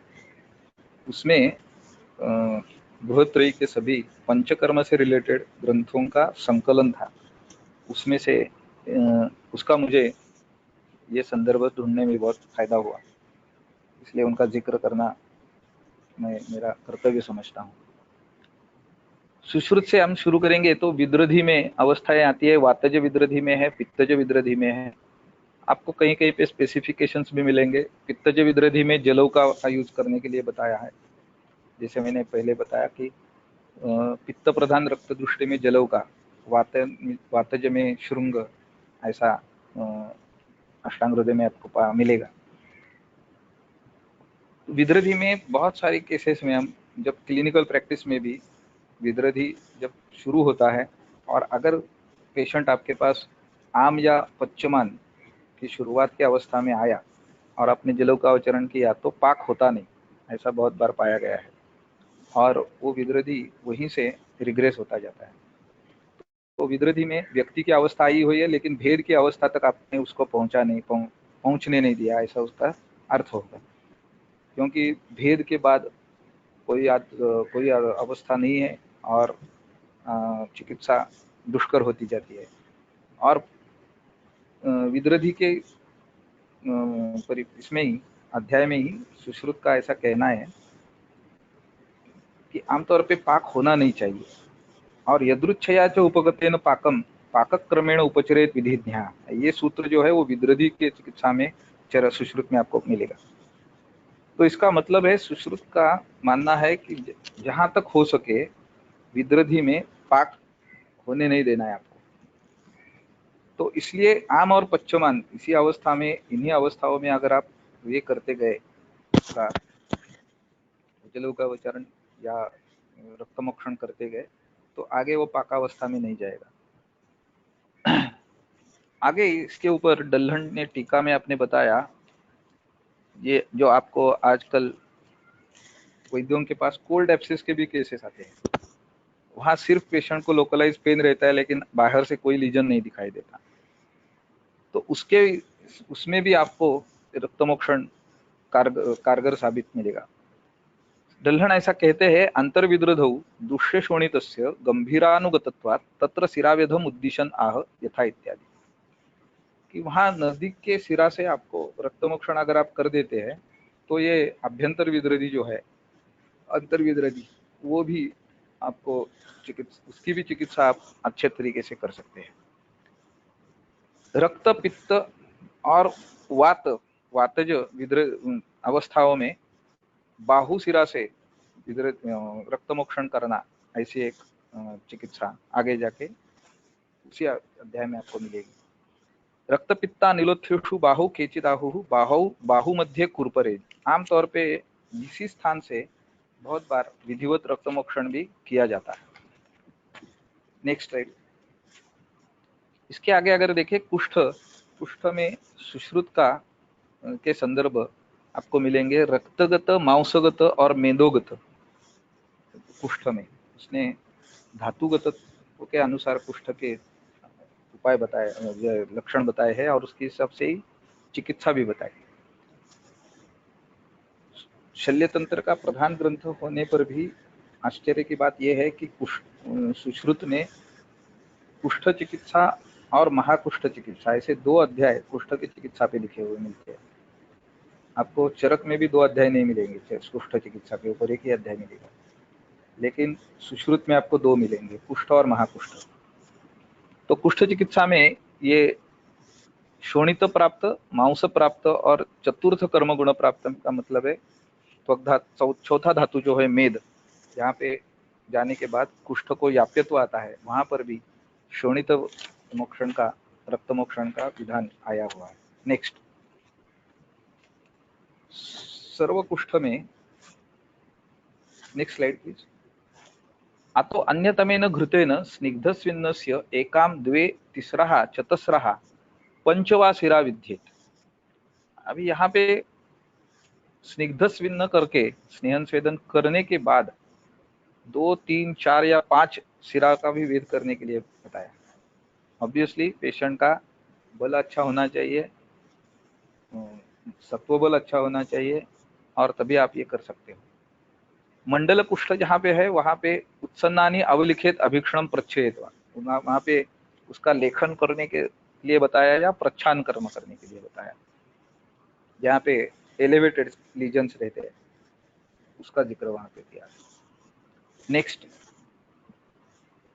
अस्मात् ऊर्ध्वं निःसृते दुष्टरक्ते जात प्राणम सर्पिषा स्नेहयित्वा तीक्ष्णैः योगैः छर्दयित्वा प्रगाढं पश्चात् दोषं निर्हरेच्च अप्रमत्तः। तो इदानीम आदौ अपि कृतवमनस्य कृतविरेचनस्यापि कुष्ठिनः। कुष्ठ एक ऐसा व्याधि है जहाँ पे वमन, विरेचन और रक्तमोक्षण ये आपको बार बार करना पड़ता है, और बार बार उसका प्रयोग आपको अच्छे फल, चिकित्सा फल प्राप्त कर देता है। तो उसमें भी वमन, विरेचन और कुष्ठ, और बाद में रक्तमोक्षण, ये आज जो एक व्याधि आमतौर पे बहुत सारे वैद्यों के पास आता है, सोरायसिस का, उसमें पुनः पुनः वो शोधन करना, और वो भी इसी ऑर्डर में करना, वमन, विरेचन और रक्तमोक्षण, ये कारगर साबित हो रहा है। सुश्रुत में आपको इसका एक कालबद्ध कार्यक्रम भी मिलेगा। पक्षात पक्षात छर्दनानि अभ्युपेयात, मासात मासात श्रंसनं चापि देयम। एक मास में श्रंसन देना, 15-15 दिन में वमन करवाना। श्राव्यम रक्ते रक्तम वत्सरे ही द्विहि अल्पम, रक्तमोक्षण मात्र बरस में 2 बार करने के लिए बताया। और नस्यम दद्याच्च त्रिरात्रा 3 रात्र में रक्तमोक्षण बताया। शोथ अगला व्याधि है, सिराभिश्च अभीक्षणम शोणितम अवसेचयत अन्यत्र उपद्रव शोफाति। उपद्रव रूप शोफ की अवस्था छोड़ के अन्य किसी भी शोथ की अवस्था में रक्तमोक्षण, ये प्रधान चिकित्सा यहाँ पे सुश्रुत बताते हैं। उपद्रव शोफादिति अत्र सर्वांग शोफादिति केचित शीत उष्ण स्निग्ध रुक्षाद्यैः अप्रशाम्यति शोफे। जो शोथ शीत उष्ण स्निग्ध रुक्षादि चिकित्सा नहीं हो रही है, उसकी सफल चिकित्सा, वहां पे आपको सिरा वेद करना है, ऐसा डल्हन का अभिप्राय है। श्लीपद अगला व्याधि है, उसमें भी वातज, पित्तज और कफज तीनों प्रकार के श्लीपद में आपको रक्तमोक्षण का प्रयोग मिलेगा। Next slide. यहाँ पे अगर देखें तो स्थान मात्र बदला हुआ आपको मिलेगा। वातज में गुल्फोपरी चतुरंगुले ऐसा स्थान बताया है। नेक्स्ट, गुल्फ के ऊपर 4 अंगुल ये स्थान श्लीपद में, वातज श्लीपद में बताया। पित्तज श्लीपद में गुल्फस्य अधः शिराम विद्येत बताया। और कफज श्लीपद में शिराम सुविदिताम विद्येत अंगुष्ठे, अंगुष्ठ प्रदेश की शिरा बताई। तो तीनों दोष के लिए अलग अलग स्थान शिरावेद के बताए हैं। इसके ऊपर भी आपका ध्यान आकर्षित करना चाहूंगा। अगला व्याधि है विसर्प, जो एक प्रधान व्याधि है रक्तमोक्षण में, जिसमें प्रधान चिकित्सा रक्तमोक्षण है। चरक ने तो आगे जाके ये भी बताया कि एकतस्थानी सर्वाणी रक्तमोक्षण में एकता। एक तरफ सभी चिकित्सा उपाय विसर्प के और दूसरी तरफ रक्तमोक्षण, इतना महत्व विसर्प में रक्तमोक्षण का है। और वो सही भी है। क्लिनिकल प्रैक्टिस में बहुत सारे विसर्प के केस आज जो आते हैं वैद्यों के पास, वो रक्तमोक्षण करने के बाद उसमें 100% रिजल्ट हम कह सकते हैं कि मिलता ही है। विसर्प के इसमें संशोधनम शोणितमोक्षणम च श्रेष्ठम विसर्पेषु चिकित्सितम, ये श्रेष्ठ चिकित्सा है। आगे नेक्स्ट ग्रंथि है, पित्तज और कफज ग्रंथि में रक्तमोक्षण की अवस्था आपको मिलेगी। ये सब कंपाइलेशन आप यहाँ पे रहेगा, और बाद में जब ये लेक्चर लोड होगा तो यूट्यूब में भी आएगा, तो आपको वहाँ पे आप डिटेल में देख सकते हैं बाद में भी।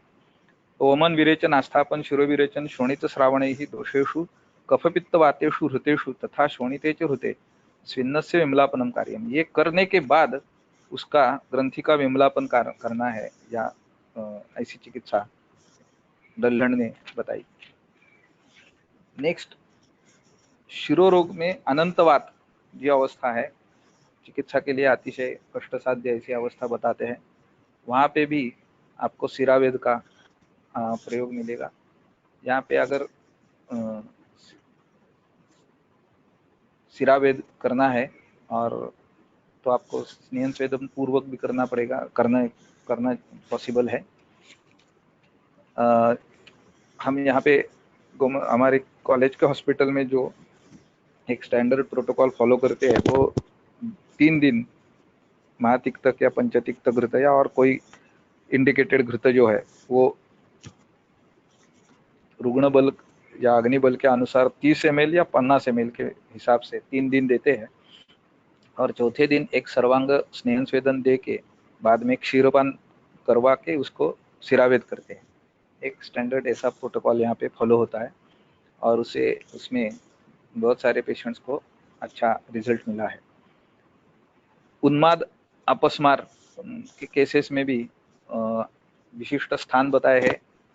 उन्माद में उरह स्थान है स्तनयोः अंतरालम, उसमें शिरा मोक्ष करने के लिए बताया गया है। अपांग स्थान में बताया गया है। अपस्मार में भी अपांग और हनु संधि के ऊपर और ओष्ठ के नीचे, ऐसा गाडगिल सर के पास एक केस थी, उसमें हमने किया था और बाद में लक्षण कम हो गए थे। नेक्स्ट,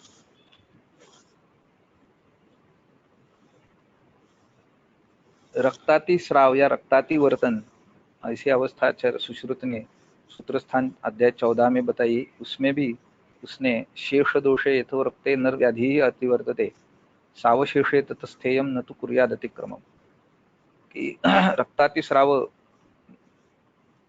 में भी न व्याधि अतिवर्तते न वृद्धि याति सावशेषे ततस्थेयमिति सावशेषे दोषे रक्तम पुनः संशमनादि बीज। अगर कुछ अवशेष शिल्लक बाकी रह गया तो उसकी चिकित्सा संशमनादि बीज करनी है। तो वो भी अवस्था इसमें सम्मिलित है। अभी नेक्स्ट स्लाइड प्लीज। शोणित मोक्षण करने के वक्त आपको क्या क्या बातें टालनी है, जिसका वर्ज है ऐसी। तो तत्र स्निग्ध स्विन्न वांत विरिक्त आस्थापित अनुवासित शिराविद्धि परिहर्तव्यानि, ऐसा ऑलमोस्ट स्नेहन स्वेदन से लेके पूरे पंचकर्म के लिए जो बातें आपको वर्ज्य करनी है, वो सुश्रुत ने यहाँ पे एक लिस्ट बताई। उसमें क्रोध, आयास, मैथुन, दिवा स्वप्न, वाक प्रवृत्ति ज्यादा नहीं करना, व्यायाम, यान प्रवास, अध्ययन, स्थान, आसन, संक्रमण, शीत, वात, आतप, विरुद्ध, असात्म्य, अजीर्ण, ये सब कब तक करना है? आबल लाभात, फिर से आपका प्राकृत बल प्रस्थापित ना हो तब तक आपको ये फॉलो करना है। मासम एके मन्यन्ते, एक ही मत है कि 1 मास तक आपको करना है।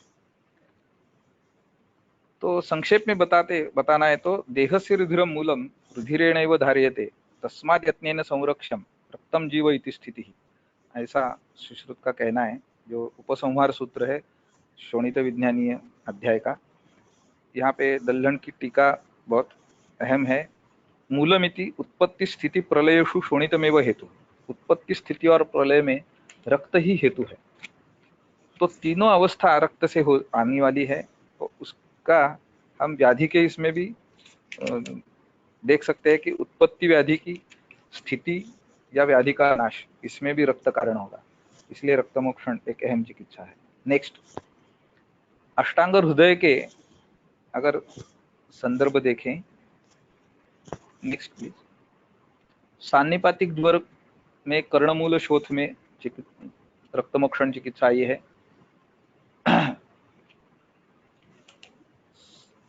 रक्तावसेचने ही शीघ्रम सर्पिश पानिश्च तमजेत करके बताया गया है। विषम ज्वर में भी सिराम विद्येत अशांतो विषम ज्वरे, ऐसी अवस्था बताई गई। आगंतुज ज्वर में केवलानिल विसर्प विस्फोटा विहत ज्वरे कुर्याद यथासो मुक्तंच रक्तमोक्षादि साधनम, इसमें भी रक्तमोक्षण आगंतु ज्वर में भी प्रयोग पाया गया है। राजेक्ष्मा, नेक्स्ट 15 मिनिटं, आता 3:45 झाले।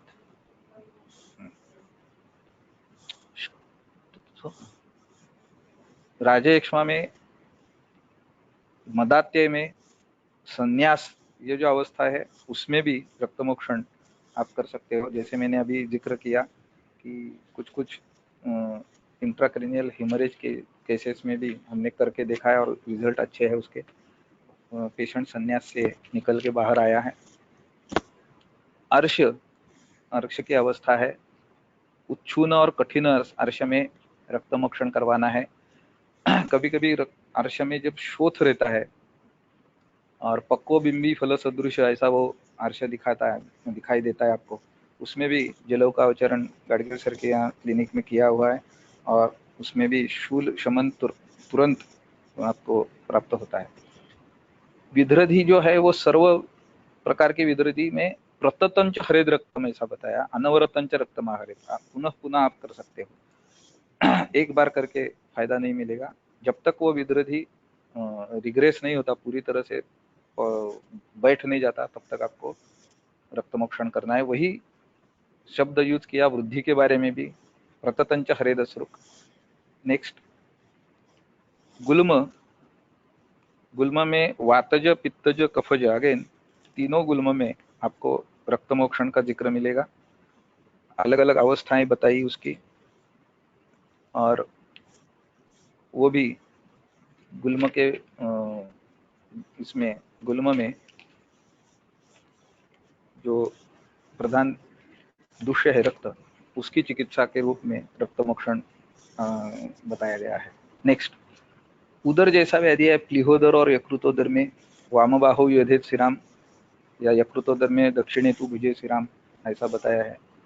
एक कोशिश मैंने की थी मेरे पीएचडी के लिए, ये सब्जेक्ट भी लिया था, सिरावेद या रक्तमोक्षण। दुर्दैववशात वो मैं पूरा नहीं कर पाया, लेकिन 10-15 केस हुए थे, उसमें यकृतोदर और प्लीहोदर के पेशेंट्स में वाम बाहु और दक्षिण बाहु से सिरावेद का प्रयोग किया था और कुछ हद तक परिणाम मिले थे। कभी कभी शूल, गौरव ऐसे लक्षण कम होते थे या थोड़ा हल्कापन महसूस होता था। लेकिन कुछ बहुत बताने वाली जैसे ऐसी बात अलग कुछ सामने आई नहीं थी और वो सब्जेक्ट भी पूरा नहीं हो पाया। नेक्स्ट, शोथ, यथा दोषम यथा सन्नम शुद्धिम रक्तावसेचनम कुर्वीत, शोथ में बताया गया है कि यथादोष और यथासन्न मार्ग से रक्तावसेचन करना है। क्षतजनित शोथ में भी क्षतज या रक्त का ये करना है, मोक्षण करवाना है। नेक्स्ट व्याधि है विसर्प। अष्टांग हृदय चिकित्सा का पहला ही सूत्र है विसर्प के बारे में, आदावेव विसर्पेषु हितम लंघन रुक्षणम रक्तावसेको। कुष्ठ एक की अवस्था अष्टांग हृदय में जो बताई गई। Next slide please. येषु न शस्त्रम क्रमते स्पर्शनेन्द्रिय नाशनेषु कुष्ठेषु तेषु निपात्यः क्षारो रक्तम दोषंच विश्राव्य। कि जहाँ पे शस्त्र कर्म नहीं कर सकते हैं, स्पर्शनेन्द्रिय का वहाँ पे नाश हुआ है, स्पर्श ज्ञान नहीं है, ऐसे कुष्ठ में क्षार निपात करने के बाद रक्त दोष निकालना, रक्त का और क्षार का निपातन और रक्त का विश्रावण दोनों चिकित्साएं बताई।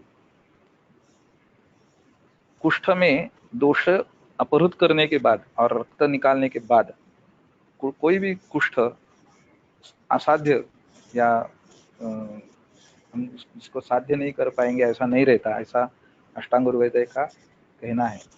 दोषे हृते अपनीते रक्ते बाह्यांतरे कृते शमने स्नेहे च कालयुक्ते न कुष्ठम अतिवर्तते साध्य।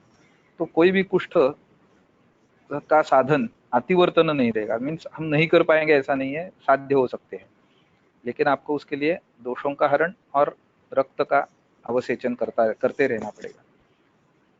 इसके बाद ही लेप का प्रयोग होना चाहिए, ऐसा भी कुष्ठ की चिकित्सा में ग्रंथकारों का मानना है।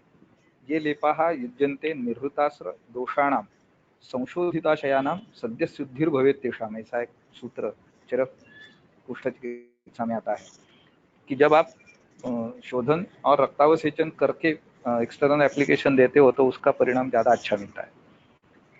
श्वित्र के बारे में भी शोणित मोक्षण का जिक्र आपको अष्टांग हृदय में मिलेगा। वातव्याधि में अर्दित में शिरावेद बताया गया है। Next slide.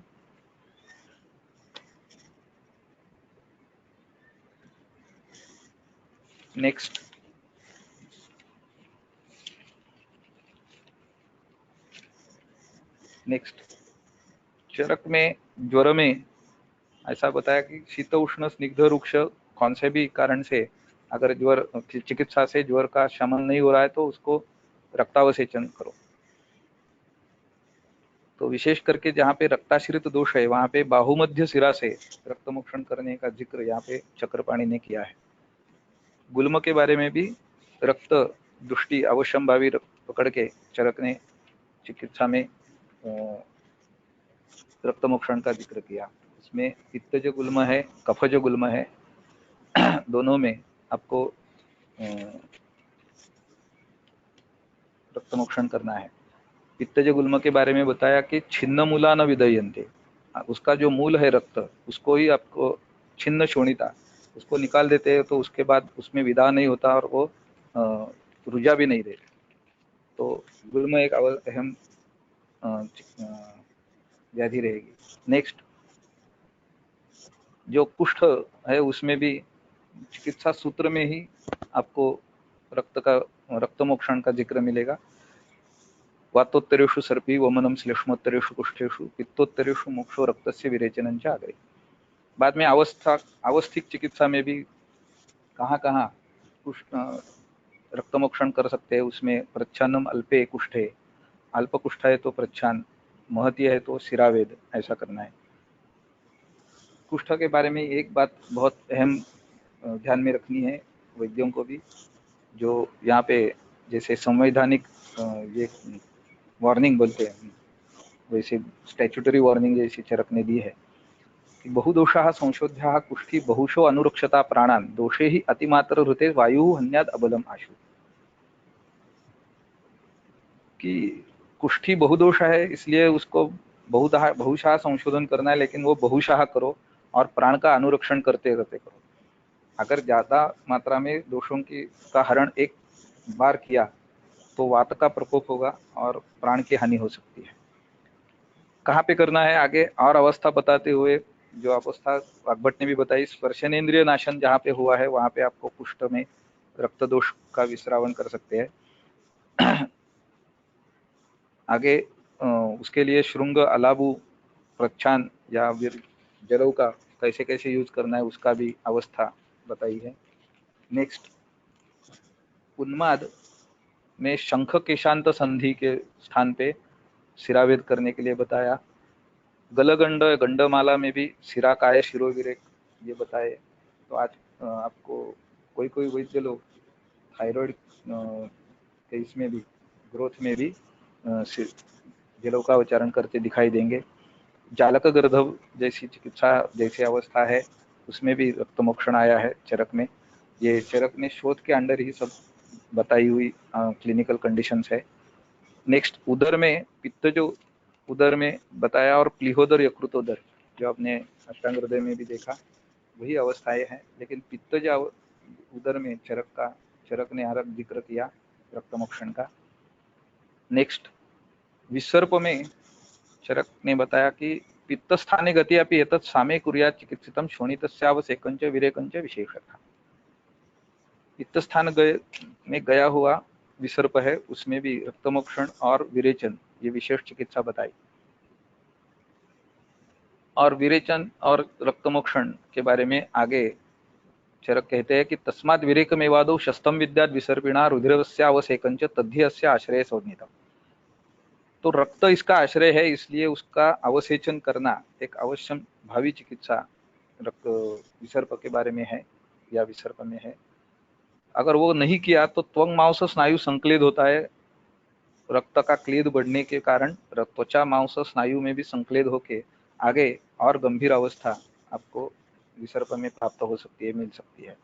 ऐसा आगे के सूत्र में आपको दिखाई देगा। शाखा दुष्टे तो रुधिरे रक्तमेवादितो हरेत वगैरह जो है लास्ट लाइन है, त्वंग मांस स्नायु संक्लेदो रक्त क्लेदात ही जाए थे। हमने रक्त क्लेद या शोणित क्लेद का वर्णन पहले दिखा था। तो वो होकर त्वचा मांस स्नायु संक्लेद होता है। इसमें आपको आगे अग्नि विसर्प, ग्रंथि विसर्प या कर्दम विसर्प जैसी जो गंभीर विसर्प के प्रकार है उसमें इसके लक्षण भी पाए मिलेंगे। आगे ग्रंथि विसर्प में भी सिरामोक्ष, जलौका इनका दोनों का जिक्र आपको मिलेगा। रक्तमोक्षण की प्रशस्ति चिकित्सा में बताते हुए विसर्प में सूत्र आया जिसका कुछ देर पहले मैंने जिक्र किया था। यानी इहोक्तानि कर्माणि विसर्पाणाम निवृत्तये एकतस्तानि सर्वाणि रक्तमोक्षणम एकतः। तो ये एक बात आगे जाके चरक बहुत पते की बताते हैं कि विसर्पो नहीं असंसृष्टो रक्तपित्ते न जायते। कोई भी विसर्प हो उसमें रक्तपित्त के बिना वो नहीं हो सकता। असंसृष्ट रक्तपित्ते न जायते, तो असंसृष्ट रक्तपित्त ऐसा विसर्प हो ही नहीं सकता। तो सभी विसर्प रक्तपित्त से संसृष्ट होते हैं ऐसा चरक का मानना है। नेक्स्ट, विष में विष दृष्टि में भी प्रच्छान, श्रृंग, जलौ का सिरावेद अलग अलग अवस्था में बताए हैं। पित्तस्थानगत विष में भी, कफस्थानगत में भी और रक्तस्थित दूषी विष में। इसके बारे में एक मेरे पास केस आया था पिछले साल। बहुत ज़्यादा गंभीर अवस्था नहीं थी लेकिन दूषी विष का जिक्र हुआ है इसलिए वो बात बता रहा हूँ। उसको एक साल पहले कोई कीटक दंश हुआ था और उसके बाद जंघा प्रदेश में एक लीजन था जो 1 बरस से बहुत उसने चिकित्सा की। बेंगलोर में वो पढ़ता था, वहाँ पे बहुत अलग अलग स्किन स्पेशलिस्ट को दिखाया लेकिन ठीक नहीं हो रहा था। यहाँ पे शिरोडा में ही रहने वाला था, यहाँ पे छुट्टी के लिए आया तब मेरे पास आया था और वो देखने के बाद 1 बरस के अभी हमने देखा तो दूषी विष का वर्णन करते समय सुश्रुत ने बताया कि वो वर्षगणानुबंधी होता है। तो ये ऑलरेडी 1 बरस हो गया था, कालांतर प्रकोपी विष है। और तो मैंने उसको जलोकावचरण शुरू किया और 2-3 सीटिंग में ही उसका पूरा वो दोष जो लीजन था वो चला गया, पूरा भर के आया। तो ऐसा भी आपको क्लिनिकल प्रैक्टिस में ऐसे पेशेंट्स मिलेंगे जहाँ पे ऐसी हिस्ट्री दे रहे हैं विष कीट का दंश है और वो दूषी विष में परिवर्तित हुआ है और ज़्यादा काल तक रहा है। नेक्स्ट, स्वरभेद में भी रक्तज स्वरभेद अवस्था बताई ही जहाँ पे सिरावेद कर सकते हैं। या रक्तज सिरावेद, पित्तज और रक्तज दोनों स्वरभेद में सिरावेद का कार्य है। वातव्याधि में रक्तगत वात है, गृध्रसी है। गृध्रसी में अंतरा कंडरा गुल्फ सिरा जो है, कंडरा और गुल्फ इनके मध्य वाली सिरा, उसका वेदन स्पेसिफिक स्थान बताया है। आगे एक और महत्वपूर्ण व्याधि है वातरक्त, जिसमें एक्सटेंसिवली आपको रक्तमोक्षण करना पड़ेगा। रक्तमार्गम निहंति आशु शाखा संधिषु मारुतः निविश्य अन्योन्यम आवार्य वेदनाभिः हरेतसु। तो रक्तपित्त वातरक्त में ये संप्राप्ति में ऐसा होता रहता है कि दुष्ट रक्त है वो वात का मार्ग, कुपित वात का मार्ग अवरुद्ध करेगा और वातरक्त होगा, ये सामान्य प्रक्रिया बताई है। तो उसको लिए रक्त को निकाल देना ये एक प्रधान चिकित्सा उसमें आपको मिलेगी।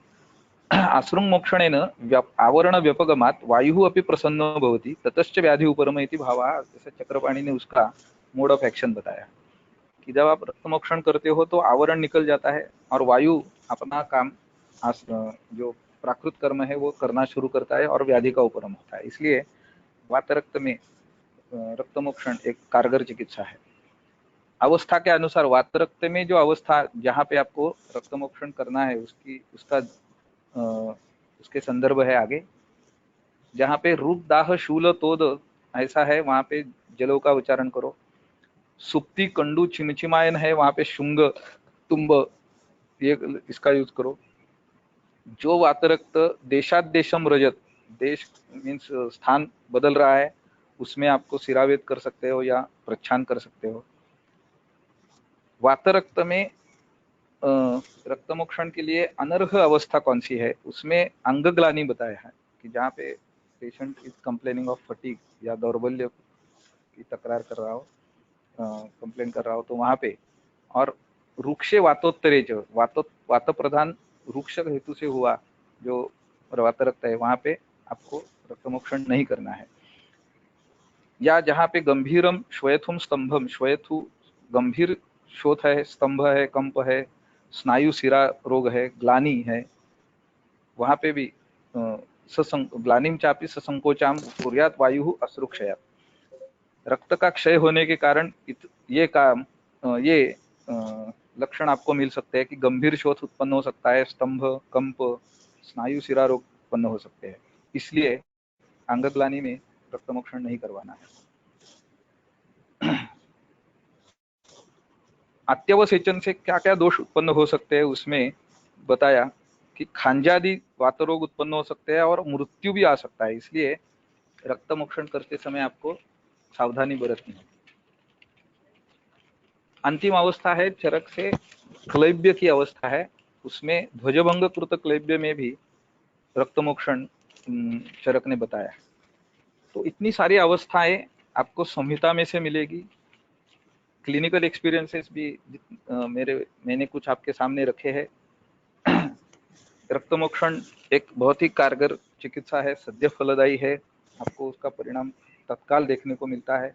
इसलिए क्लिनिकल प्रैक्टिस में और हम ओपीडी लेवल पे भी ये जलों का उच्चारण, रक्तमोक्ष, सिरावेद ये कर सकते हैं। इसलिए इसका ज़्यादा से ज़्यादा यूज होना चाहिए। बहुत सारे पाददारी के केस या हस्ततल त्वगधरण के भी अवस्थाओं में हर फॉलोअप में 30-40 सीसी रक्तमोक्षण करने से भी अच्छे परिणाम मिले हैं। तो ये आप बहुत कारगर तरीके से रक्तमोक्षण कर सकते हो। आज कोरोना कालीन अभ्यास माला में मुझे ये विषय रखने का अवसर मिला, इसके लिए मैं आयोजकों का धन्यवाद करता हूँ और मेरा मंतव्य समाप्त करता हूँ। इसके बाद कुछ शंकाएं हैं तो हम बोलेंगे और बाद में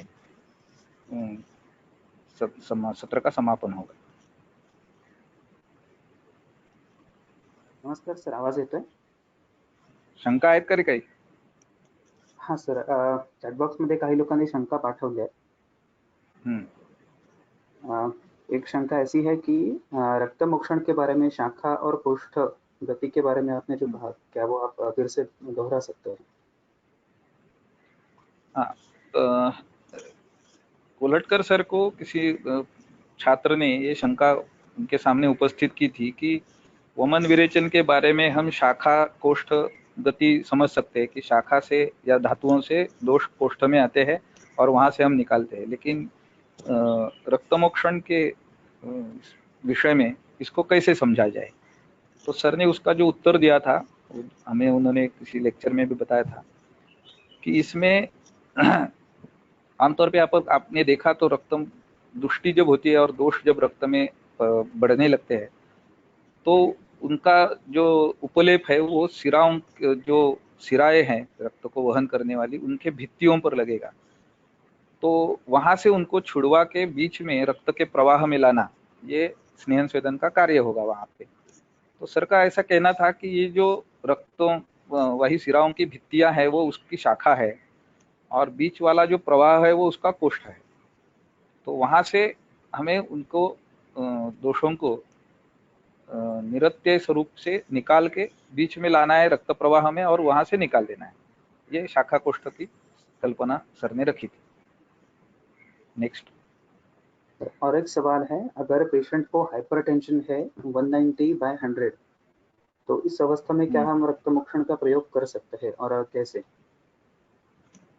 एक इसके बारे में अनुभव बताना चाहूंगा जो हमारे हाउस ऑफिसर ने किया था और उसके बाद उसका आयुर्वेद के ऊपर भी और खुद पर भी विश्वास बहुत ज़्यादा बढ़ा भी था। हॉस्पिटल में एडमिट एक पेशेंट में उन्होंने ये किया था। उसके बारे में ये देखना पड़ेगा हमें कि रक्त दुष्टि के हेतु पेशेंट में मिलते हैं क्या। रक्त प्रकोप हुआ है तो डेफिनेटली आपको रक्तमोक्षण से लाभ मिलेगा, हर बार मिलेगा ऐसा नहीं मैं कह सकता, लेकिन उसके बारे में अवस्था का ध्यान होना ये बहुत जरूरी है। लेकिन रक्त दुष्टि के हेतु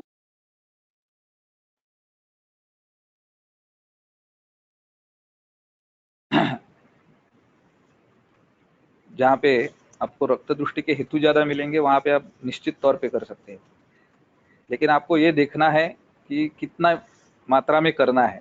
व्याधि का बल देखो और रुग्ण का बल देखो और उस हिसाब से करो, क्योंकि आमतौर पे हाइपरटेंशन के जो पेशेंट हमारे पास आते हैं चिकित्सा के लिए वो वृद्ध रहते हैं, तो आपको वो सब देख के करना पड़ेगा, लेकिन कर सकते हैं, ऐसा नहीं कर सकते ऐसा नहीं। नेक्स्ट। अगला सवाल है, क्या हम सम्यक स्नेहन और स्वेदन करने के बाद ब्लड डोनेशन कर सकते हैं? ऐसा करना ठीक रहेगा? अगर हम उसको स्नेहन स्वेदन से दोषों को निकालना चाहते हैं बाद में, तो मुझे लगता है रक्तमोक्ष ये ब्लड डोनेशन करना मोरली ठीक नहीं होगा, मोरली। क्योंकि हम दोषों को छुड़ा रहे हैं, उनको रक्त के प्रवाह में ला रहे हैं और फिर वो रक्त अगर हम देने वाले हैं दूसरे को तो वो ठीक नहीं होगा एज अ प्रिंसिपल। नेक्स्ट। श्रोताओं से अनुरोध है कि अगर आपको और कुछ पूछना है तो टाइप करके भेजिए। हम 1-2 मिनट के लिए रुकेंगे आपके लिए।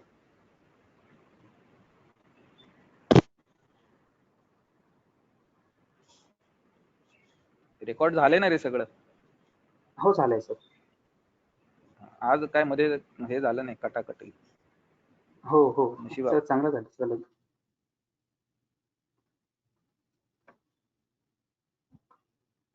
कुछ प्रश्न आए हैं चिन्मय सर. हाँ सर.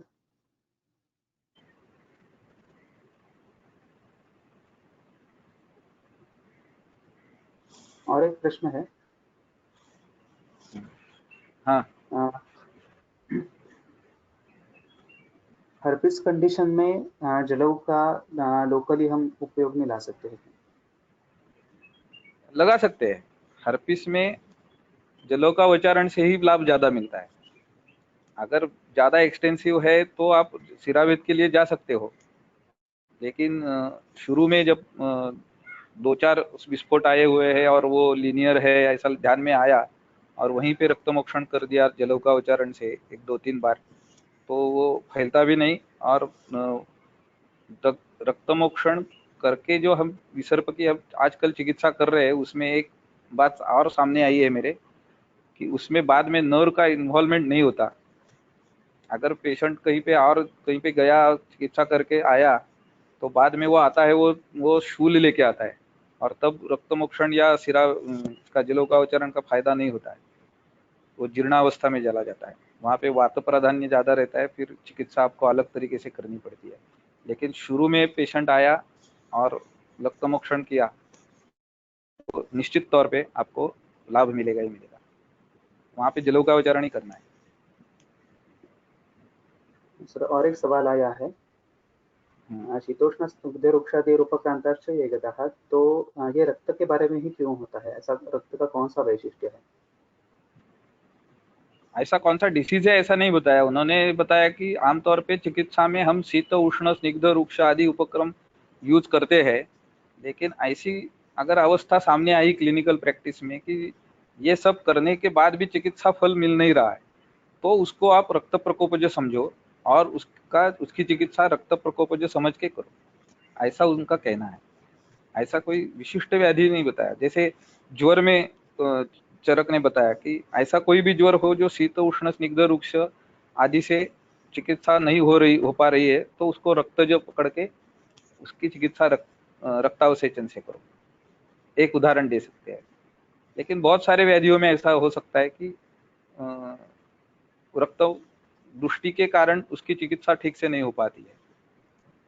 तो वही शोणिताश्रय दोष के बारे में जो चक्रपाणी की टीका हमने पढ़ी कि रक्त का आश्रय से दोष प्रकोपित है, इसलिए आपको आश्रय की चिकित्सा भी करनी पड़ेगी और आश्रित की भी करनी पड़ेगी।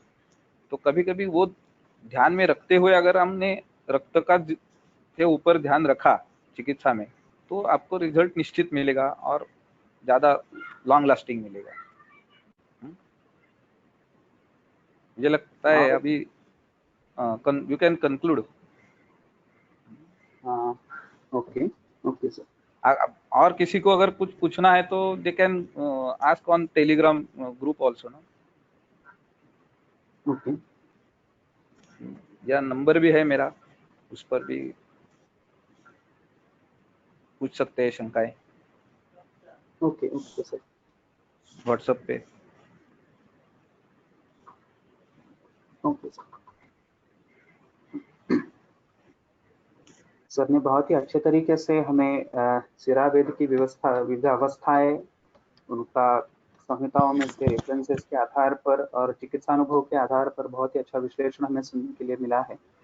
तो इसलिए सर को हम प्रणाम करेंगे, और आगे भी और कई सारी चीज़ें सर से सीखने लायक है, तो हम चाहेंगे कि सर हमें बार बार नई नई चीज़ें पढ़ाते रहें।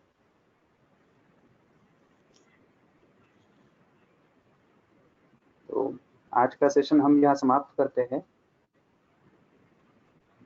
धन्यवाद।